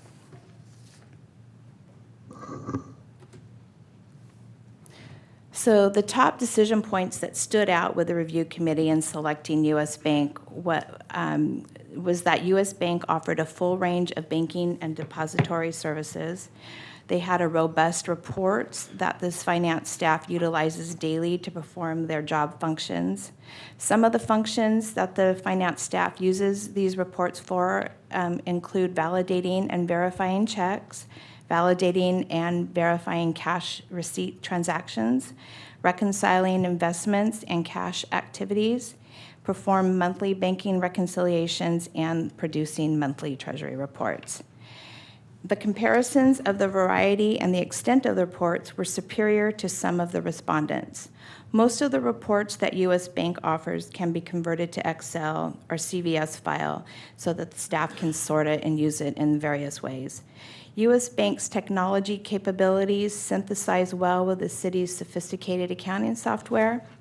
Account reconciliation reports are critical for the use of the city's monthly banking reconciliation.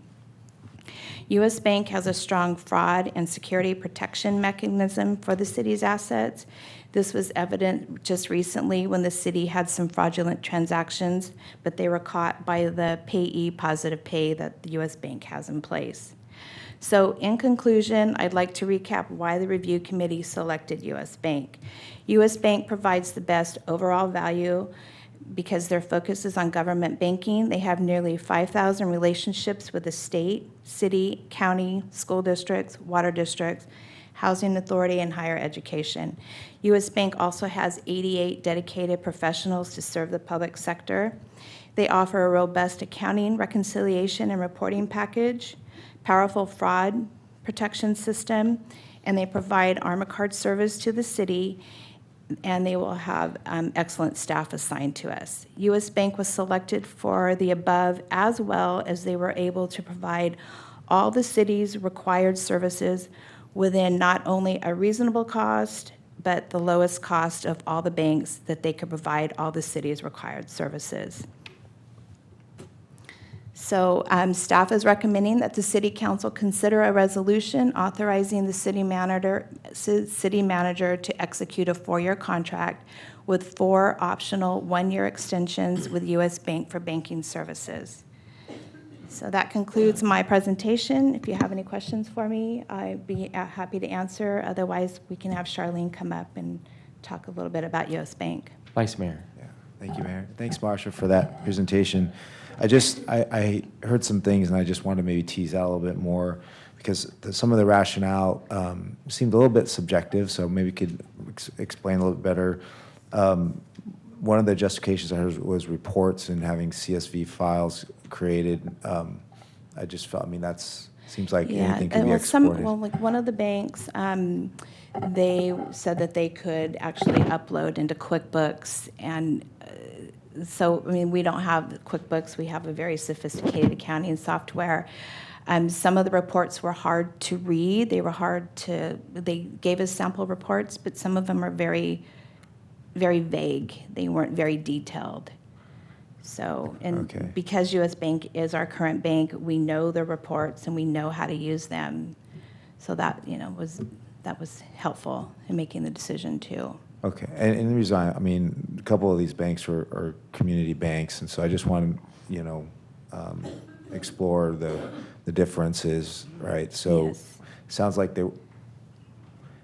it's interesting to me they couldn't provide also an Excel file but I understand that was your consideration. The other question was about just relationships and fraud protection, and so So one of the local banks did not have the payee positive pay. So what that does is when we send an accounts payable file, we send it to the bank, and it includes the name, the check number, the amount. So then when somebody comes in and tries to cash a check, they match up the 2 names. And if they don't match, then they notify the city, and then we have a choice whether we're going to pay it or reject it. So one of the banks did not have that feature. So if that would have been the case, those transactions could have gone through. Okay. Okay, thank you. And I do recognize there was a significant cost difference in U.S. Bank providing the service versus the other one. So thank you very much. Okay, you're welcome. Any other questions? I do. I have a question. Councilmember Horn. Maybe our city manager can answer this, but I know that we had a commitment to invest in and it's along the lines of our vice mayor, but our local community banks. I was wondering if you can kind of touch up on a little bit more what was our commitment and where we're at now and what can we do, because I noticed there are two banks on here that are our community banks, local community banks that are within our city, and that is the River City Bank and Five Star Bank. So I was wondering if maybe you can touch up on that. I'll ask our finance director to give more details, but that's accurate that we do have a commitment to invest up to $15 million, and I believe we've invested about $11 million to this point, so we still have some additional investments that we're working on right now. You should see that in the coming months, and Brad can probably provide some more details in that level of investment, which banks we've already invested in. Yeah, so the banking RFP is for what I call the day-to-day banking needs, which doesn't impact or change the city's commitment to our community bank investments, which we have guidelines established for that. And part of those guidelines include that the city would be looking to invest up to there's a max of $15 million. And the city has been increasing its deposits with the community banks, and currently we are at $11,220,000. So we're making progress towards that $15 million maximum. The city has 5 community banks that we have money with that meet the criteria of the guidelines. So there are 2 banks community banks that did participate in the banking RFP, but the community banking guideline program is more than just those 2 banks. So, and we're going to be talking about the investment policy yes, next and item, so right? the investment policy is also the community bank guidelines is discussed in there, and so we can even dive a little bit more into the detail. Okay. So I'll have Charlene come up. Any other questions? Any more questions? I got a couple of questions, Oh, but sure. This might be better towards the Vice President. It's more about U.S. Bank's involvement in the community, and that's Yeah, she'll be able to answer that for you.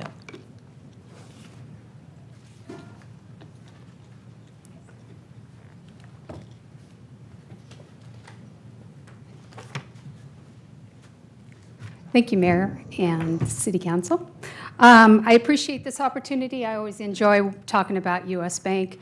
For those of you who don't know U.S. Bank, we are the 5th largest bank in the United States. We are considered a regional bank. To look at us in the 4th largest bank, we're about $1 trillion less. So when you think of U.S. Bank, we are not a mega bank, and we have absolutely no desire to do so.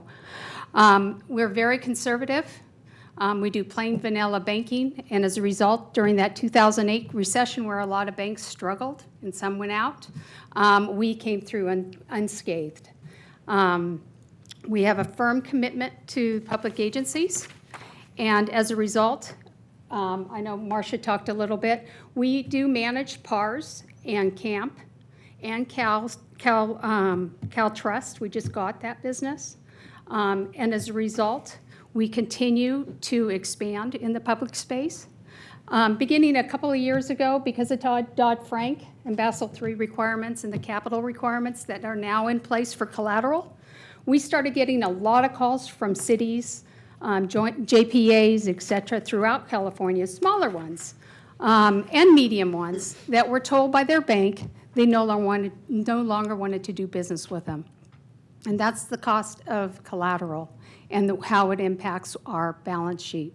However, we have not chosen to do that. In fact, we took on a lot of that business as a result of it. So I want to assure you that choosing us, even though we are large, we still do a lot for the public agencies. Talking about Elk Grove, we came into Elk Grove a few years ago with 1 branch. We liked what you guys were doing, and we expanded. We now have 3. We have 28 employees that work in Elk Grove, and we have a total of 39 who live in Elk Grove with their families. So we are involved in it actively. U.S. Bank has a firm belief of giving back to the communities we serve, and as a result, each of us have 8 hours of time that we can donate back to the community we live in, or we work in, and we do. To give you an idea, and we, unfortunately, timing-wise, the numbers I can give you are also include Sacramento, because you're kind of part of that as well. But they assured me that your numbers were also included. But for the last 12 months, we volunteered 509 hours for CRA qualified services. We taught 30 financial education classes in the elementary schools and high schools, reaching 742 individuals. We also sit on 25 boards, some of the higher people in other positions. With regards to investments in CRA, we invested a total of $4 million, including low-income housing tax credits, grants, and corporate contributions. With regards to community development loans, which is different, we did a total of $43 million, supporting development of 15 affordable housing units. Together with our CDC partners, we continue to seek new opportunities. In Elk Grove, we did provide tax credits to the Ridge. We also have done a lot of financing of low-income properties in Elk Grove with our partner, USA Properties, if you're familiar with them. As a result, again, we thank you for the business that we've had with you for the last 5 years. I've really enjoyed working with the city and the finance department. And I actually graduated from Elk Grove High School. So Oh, that's great. it's near and dear to my heart. If you have any questions, I'll be happy to answer them. I do have a couple questions. You know, obviously, I have a vested interest in investing, you know, in the community, and right off the bat, I would say, hey, I would favor community banks, but you know, the numbers don't lie, and the service that your bank provides is exceptional. So I certainly appreciate that, and the question that I do have is, of the nonprofits that we have in the city of Elk Grove, which ones are beneficiaries of your grants? I don't have that information. I was not able to get the actual detail of it, but I can get it. Yeah, I would be interested in that. And not only that, but you have grants through the foundation. I think that our nonprofits probably would be interested in that, and Right. that might be helpful. Mhm. Certainly, if you can forward that to members of the council so that we can distribute it to the various you know, entities within Sure. our community that are exceptional nonprofits, but they just need a little bit of help. That would be helpful. The other thing that interests me is, you know, obviously there's a U.S. Bank presence here in Elk Grove. Can you give me an idea of how many employees are actually working in Elk Grove? 28. 28? And that's, is it a couple Three- branches or? 3 branches. 3 branches, okay. And of those, how many actually live in Elk Grove? We actually have 39 employees that live in Elk Grove. Okay, all right. And just so you know, too, you guys are growing, and we are always looking at different locations as well. So even though we do have 3 now, there is, I know the regional manager out here is also looking at where you guys are going. It's a big area, so there's a possibility for additional. And we are typically the one that's in the Safeway shopping centers, the markets. Right, okay. It's our branches that are going, we have the contract with them. Okay. Any other questions? Members? U.S. Bank couldn't have sent a better representative, Elk Grove High alumni. Go Herd, okay. All right. Yeah, we Thank can't you. compete with that if you're a Thundering Herd. Yeah, okay. I'm Lim. Thank you. Thanks. Thank you, ma'am. Okay. See, want to open public comment? Seeing that no members of the public signed up to speak, want to close public comment? Council deliberation and direction. I'll make the motion to adopt the resolution. Got a motion? Second. Got a second? All in favor? Aye. Aye, opposed, abstention? Next item. That'll take us on to item 10.2, which is receive information and consider a resolution adopting the fiscal year 2018-19 investment policy.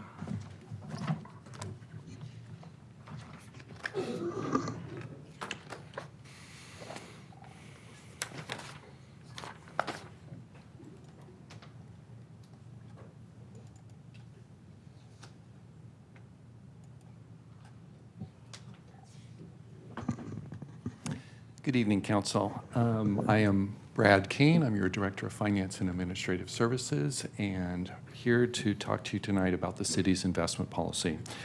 So at the last council meeting, you had this on your agenda and asked for some follow-up input to consider the investment policy again tonight.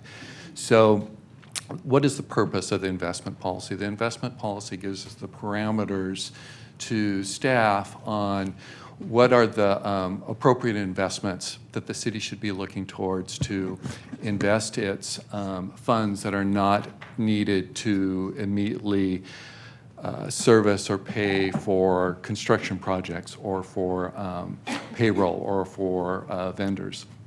And so that's the overall reason why we have an investment policy that allows that to happen. The objectives of the investment policy are three main things. One is to protect the principal. That, you know, it's not a good story when you put $1,000 somewhere and you don't get $1,000 back. So protecting the taxpayer dollars is a high priority, and protecting that principal is done in several different ways, and I'll talk a little bit about that later. The second important pillar involved with this is liquidity. We don't want to be investing our funds in maturities that all mature 3 years from now when we need the money to pay a bill 2 months from now. And so in evaluating the city's cash flow, you look to what is the city going to need in the near term, what is it going to need in the long term. And the reason why that is important is because that plays into the third pillar, which is to obtain the most reasonable rate of return, keeping in mind those two things before. And so when you're looking at maturities, if you purchase something, some type of investment that's 3 years or 5 years term, you will typically earn more interest, earn more return than if you had invested something for 3 days or for 5 days. And so there's a benefit to the city to look at its funds and see what should be in the short-term bucket and what should be in the long-term bucket, so that you can maximize as much as possible what's in that long-term bucket, so you can garnish as much interest earnings as you can.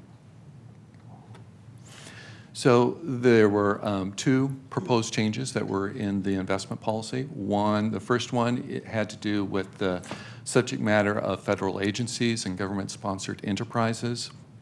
And this was our auditor's recommendation that we add 5 extra words so that there wasn't a perception that there was any limit, but that Fannie Mae's, Freddie Mac's, and any of the USA sponsored enterprises would be a qualifying agency. And so that's why those words were added in the proposed policy.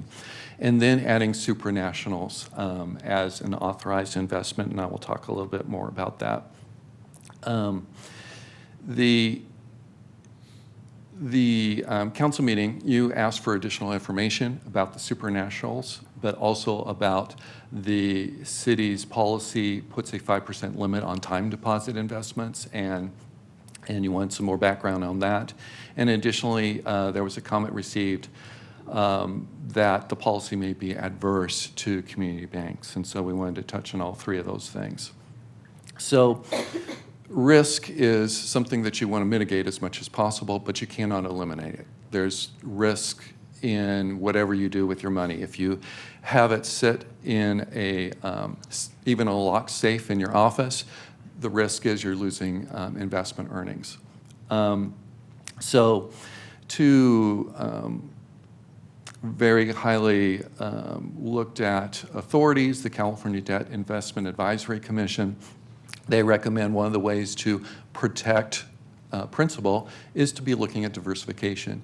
And that diversification is through a lot of things. It's diversification between how much money you might be investing in one institution, what are the different instruments you do versus certificate of deposit versus municipal bonds versus federal agencies, treasury notes. Another way to try to manage that risk through diversification is even looking at your maturities.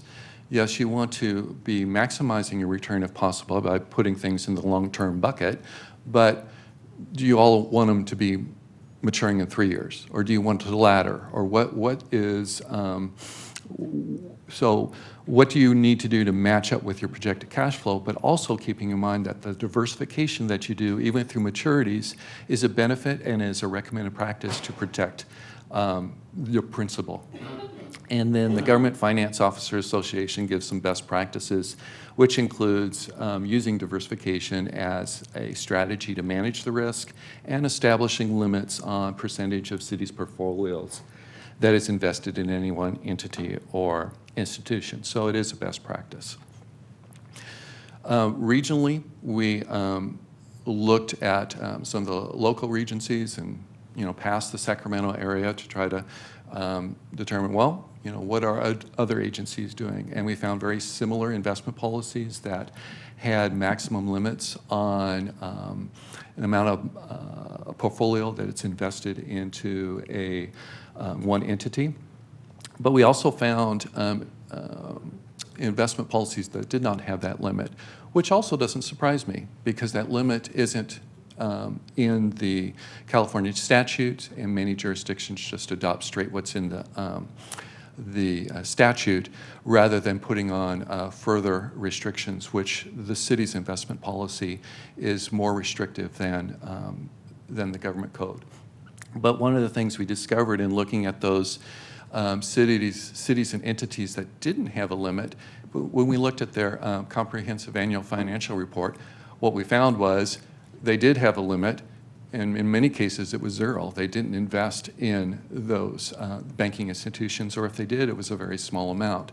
So even though their investment policy didn't have that limit, in practicality they were putting that limit on their own investment activity. Supranational. So what is a supranational? And it's a multinational organization. So the United States is a member of these banks, and the purpose of these banks is to promote economic development, and that economic development tends to be worldwide, tends to be looking towards places of great need, and because there's so many member countries that are involved with the bank, it actually brings a stability and a security there. Those banks are the International Bank for Reconstruction and Development, the International Finance Corporation, and the Inter-American Development Bank. In the California legislature, effective January 1st, 2015, added supranationals as an investment choice to local jurisdictions to give those jurisdictions additional diversification and added security, and I'll touch on that. One of the things that the government code says is that, okay, a national rated statistical rating organization, that's S&P, that's Fitch, that's Moody's, that's those organizations, but that they would have to rate a supranational as AA, and they limit the amount of a local jurisdiction's investment in those banks to 30%. Each of the banks that we listed to you are not AA rated, they are AAA rated. They are actually rated better than the United States government. So, the city has investments in treasury notes and federal agencies, and adding this diversification actually gives us a stronger investment choice than what we have in our own government, just because of the way it's structured. Which the AAA, all that again does is it shows a strengthening of protection of city principal, again, with the idea of protecting the city's money. And the investment policy did not go with the government code limitation of limiting that to 30%, but rather reducing that to 10%. The community banks, one of the concerns was that having a time deposit limit or us investing in supranationals would be adverse to community bank investment. And so, speaking on that, The city does have guidelines for community bank investments. That was something that went and was reviewed by the audit committee last November. The audit committee reviewed it, made some modifications and recommendations to that. And some of the criteria for a community bank to participate is that they have to have a superior ranking from IDC ranking. And the why that's important is that rarely do you find, and I think in our case of our community banks, you'll find that none of them actually have the national rated, like a Standard & Poor's or Fitch credit rating. And so what is an outside third-party source that could rate these banks and does it throughout the country? And so IDC ranking, the city has a subscription to that. I view that for each investment that the city does in any bank, no matter whether it's a community bank or any other CD across wherever, U.S. Bank, I check up on them. And the criteria was in the guidelines that they must have a superior ranking. And so it's a ranking of 0 to 300, and a 200 to 300 will give you a superior ranking. The guidelines also said that the bank headquarters should also be located within the region, and that the investment cap would be from the short-term investment or that short-term bucket rather than the long-term bucket of money that I was talking about earlier, and that that maximum investment would be $15 million. And currently, the city has $11.2 million invested, and we are planning on continuing to move up to that $15 million goal. And so just to fall back on the community banks that we do have investments with, there are 5. Some of the banks have said, please don't give us any more. We don't want any more of your money. We've had 3 banks that met the criteria, but they said, no, we don't want any of your money. And then there were also some community banks that didn't meet the criteria and so weren't invited to have that conversation.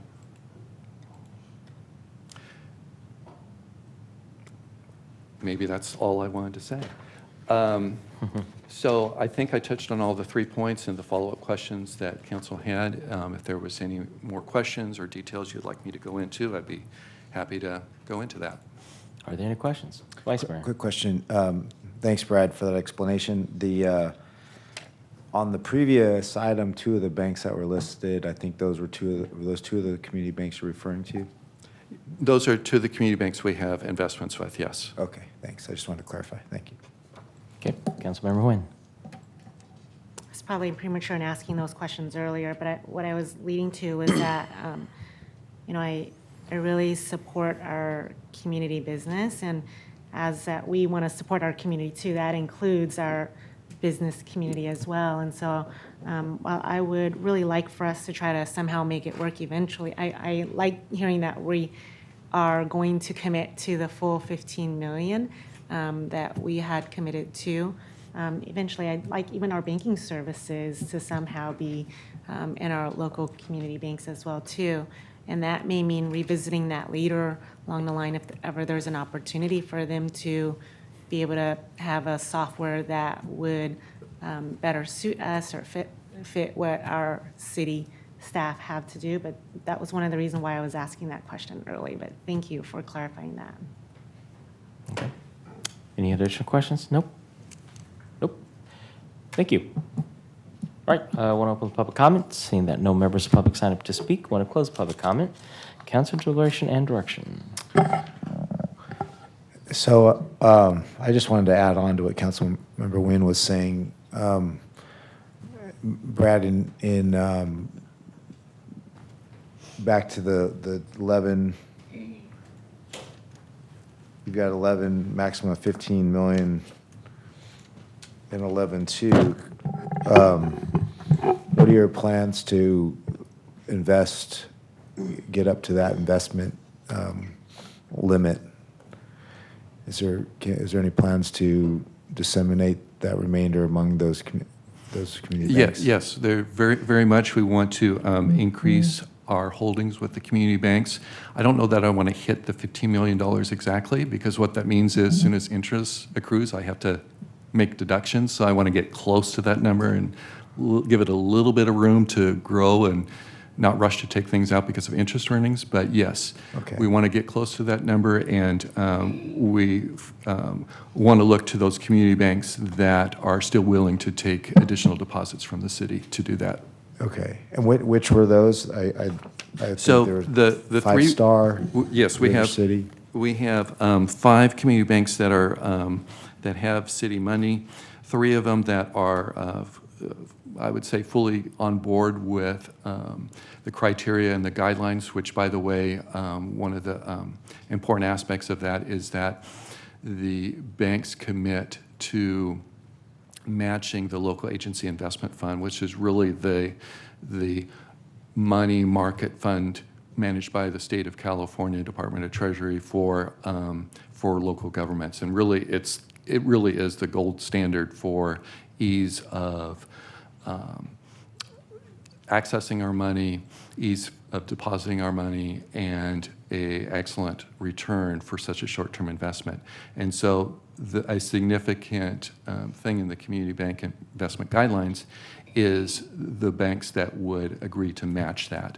And so we have 3 banks that are doing that and matching the LAIF rate and want to continue to receive deposits. And those are the Community Business Bank and 5 Star Bank and River City Bank.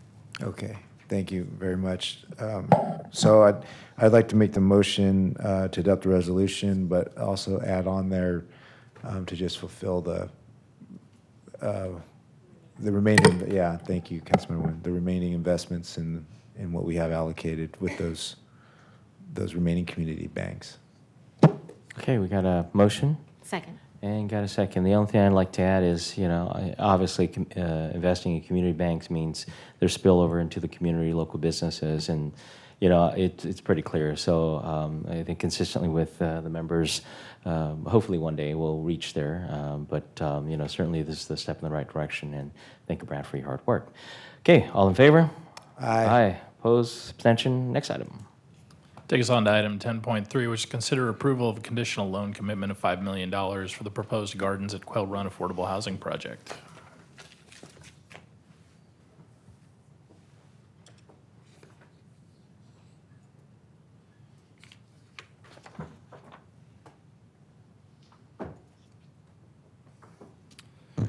Good evening, Mayor, Vice Mayor, members of the council. Darren Wilson, your Development Services Director. I'm here in the absence of Sarah Bontrager to present the last item of tonight.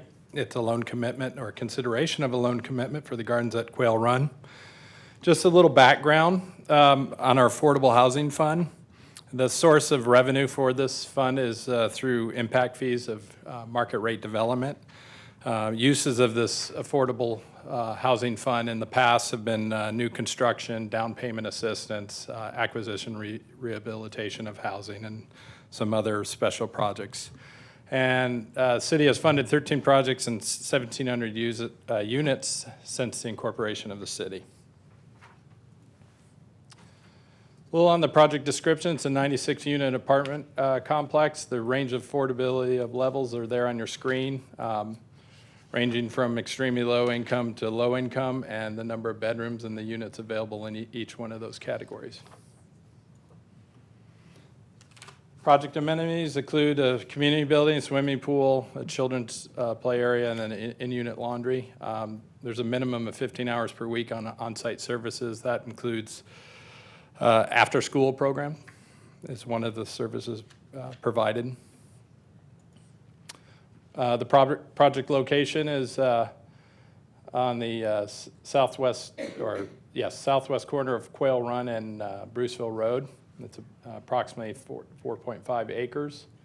It's near elementary, middle school, high schools, and 2 parks, Bartholomew and I believe Machado Dairy, and Walmart. And Walmart's right there, catty corner to the project location there.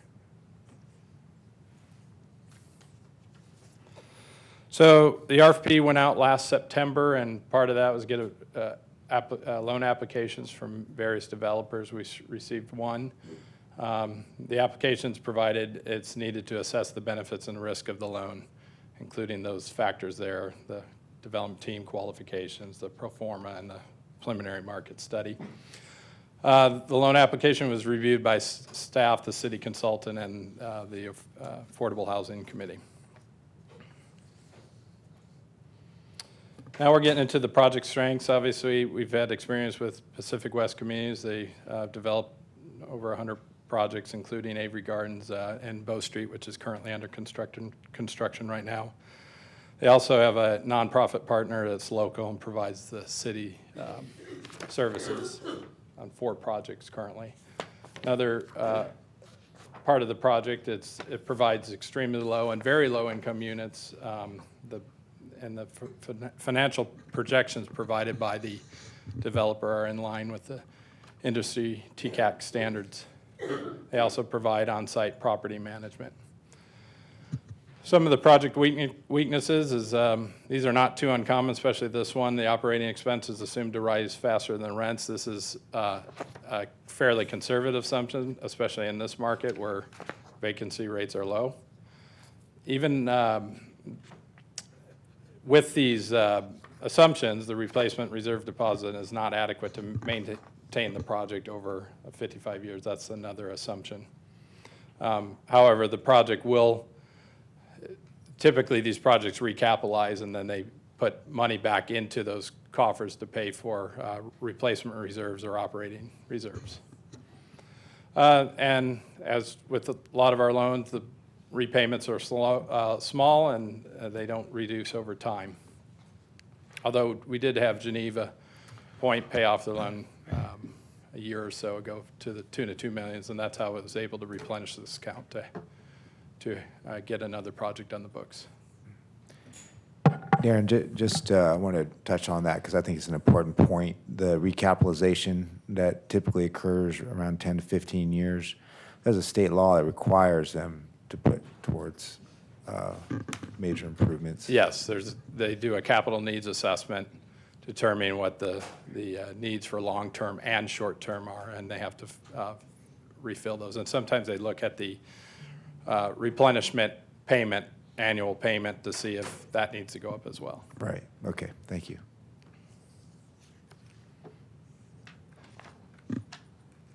And the mitigating factors is that these weaknesses are not uncommon, as I stated previously. The goal is to provide gap financing. There's other monies thrown at this project, including their own loans and, of course, tax credits. The developer commits to making units affordable for 55 years. This just shows the costs and financing related to the projects rounded up. So the loan term sheet just basically summarizes the key aspects of the loan, and it's used to prepare loan documents for tax credit funding. It also clarifies the expectations for the developer and the senior lender, and in a collaborative effort in negotiations, the staff and Affordable Housing Committee and the developer, as well as our consultant, Stephen Lathram from TDA and Associates, was very helpful in underwriting this loan term sheet. Key loan terms are there. Typical as the Bow Street, $5 million, interest rate of 4%, a term of 37 years, annual payment 50% of net residual cash flow. The disbursements are tied to various milestones, as you can see there, framing, construction completion, and project stabilization. And again, it's deed restricted for 55 years. Key load terms is the requirement, and this is new, this wasn't on Bow Street, to complete annual income certifications and adjust the unit affordability accordingly. And this is targeting our resources of the people who need it the most. So if somebody's income goes up, they may be placed in a higher unit where their rent's higher and leave that more affordable unit for the people that need it most. So we felt that was a key term. There's a requirement to publicly bid trades and the sub-trades. There's guarantees for project completion, the replacement of reserve deposit and bad acts.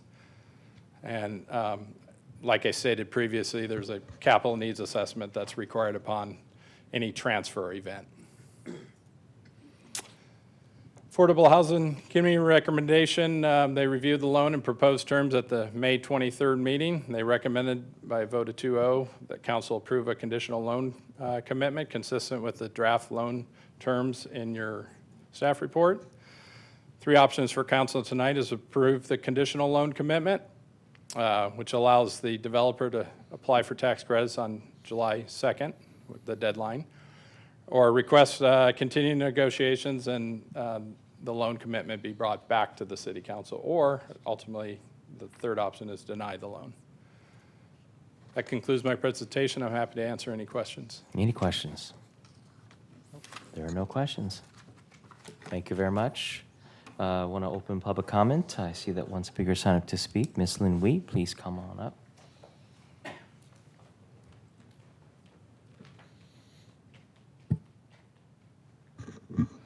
Good evening. I agree with staff that this loan ought to be approved, and I like where these are located. They're convenient to shopping and schools, easy to get around. But I want to bring up a couple things that are going to be going before the Planning Commission. The developer is asking for a couple deviations, and one in particular is concerning to me. They're asking for the landscape corridor, the width of that to be reduced along Bruceville Road. Well, I anticipate that as we continue to develop as a city and we get Costco in there, there's going to be a lot of traffic, in particular cars. And so I just don't know that we want that corridor, that landscape area reduced. And even though it says that in the staff report to the Planning Commission that they're looking at making those kind of adjustments with our general plan update when that's approved, it hasn't been approved yet. So I'd really like us to consider that as we give them this loan, and I don't know how you do this, if you'd be reaching out to the Planning Commission, that we keep that landscape easement as it originally was. Because the other piece of this is a 12-acre parcel that's going to be subdivided. So there's going to be the affordable units on it, but they're also looking for 4.89 acres of multifamily to be there later on. And then there's a portion that's just going to be left for the residential that's going to be approved upon. So there's going to be quite a bit of density in that particular area. And I think that when I was reading through the report, it suggested that this particular developer is also not a nonprofit, they're for profit, and they do a good product. I really like Avery Gardens, and I think it came out really nice.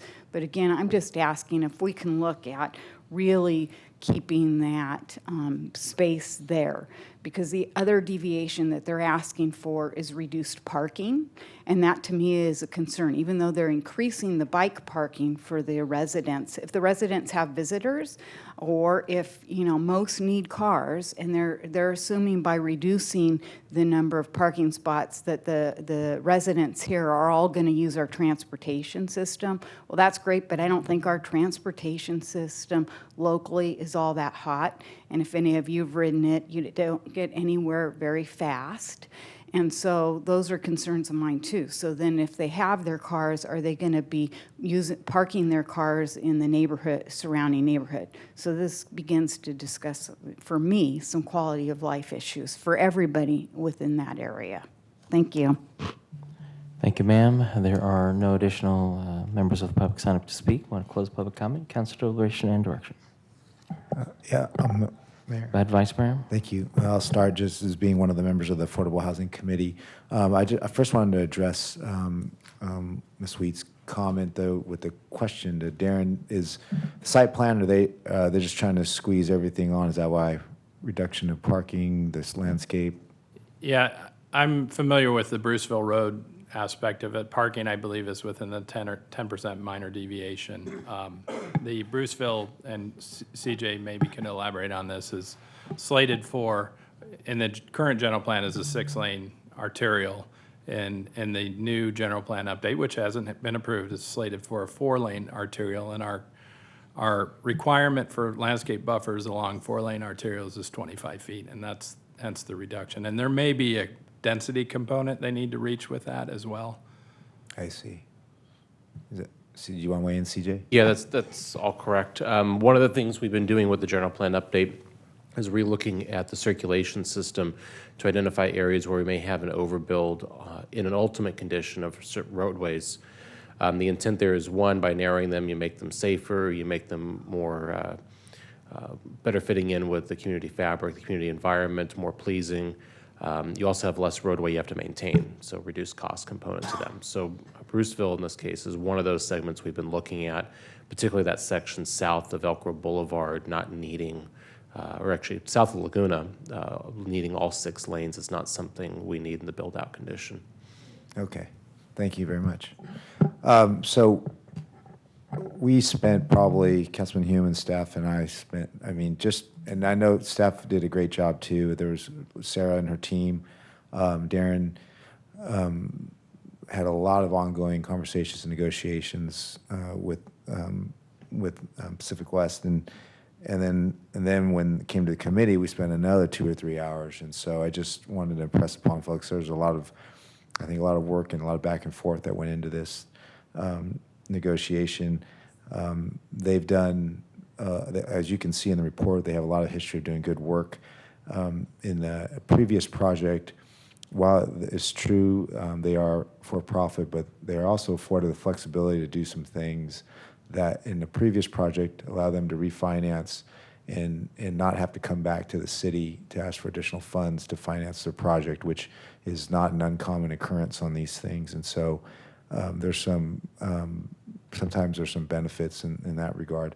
But I also appreciate their willingness to help us address our homelessness issue by agreeing to move Elk Grove homeless households to the top of the waiting list if, when things come about for this project.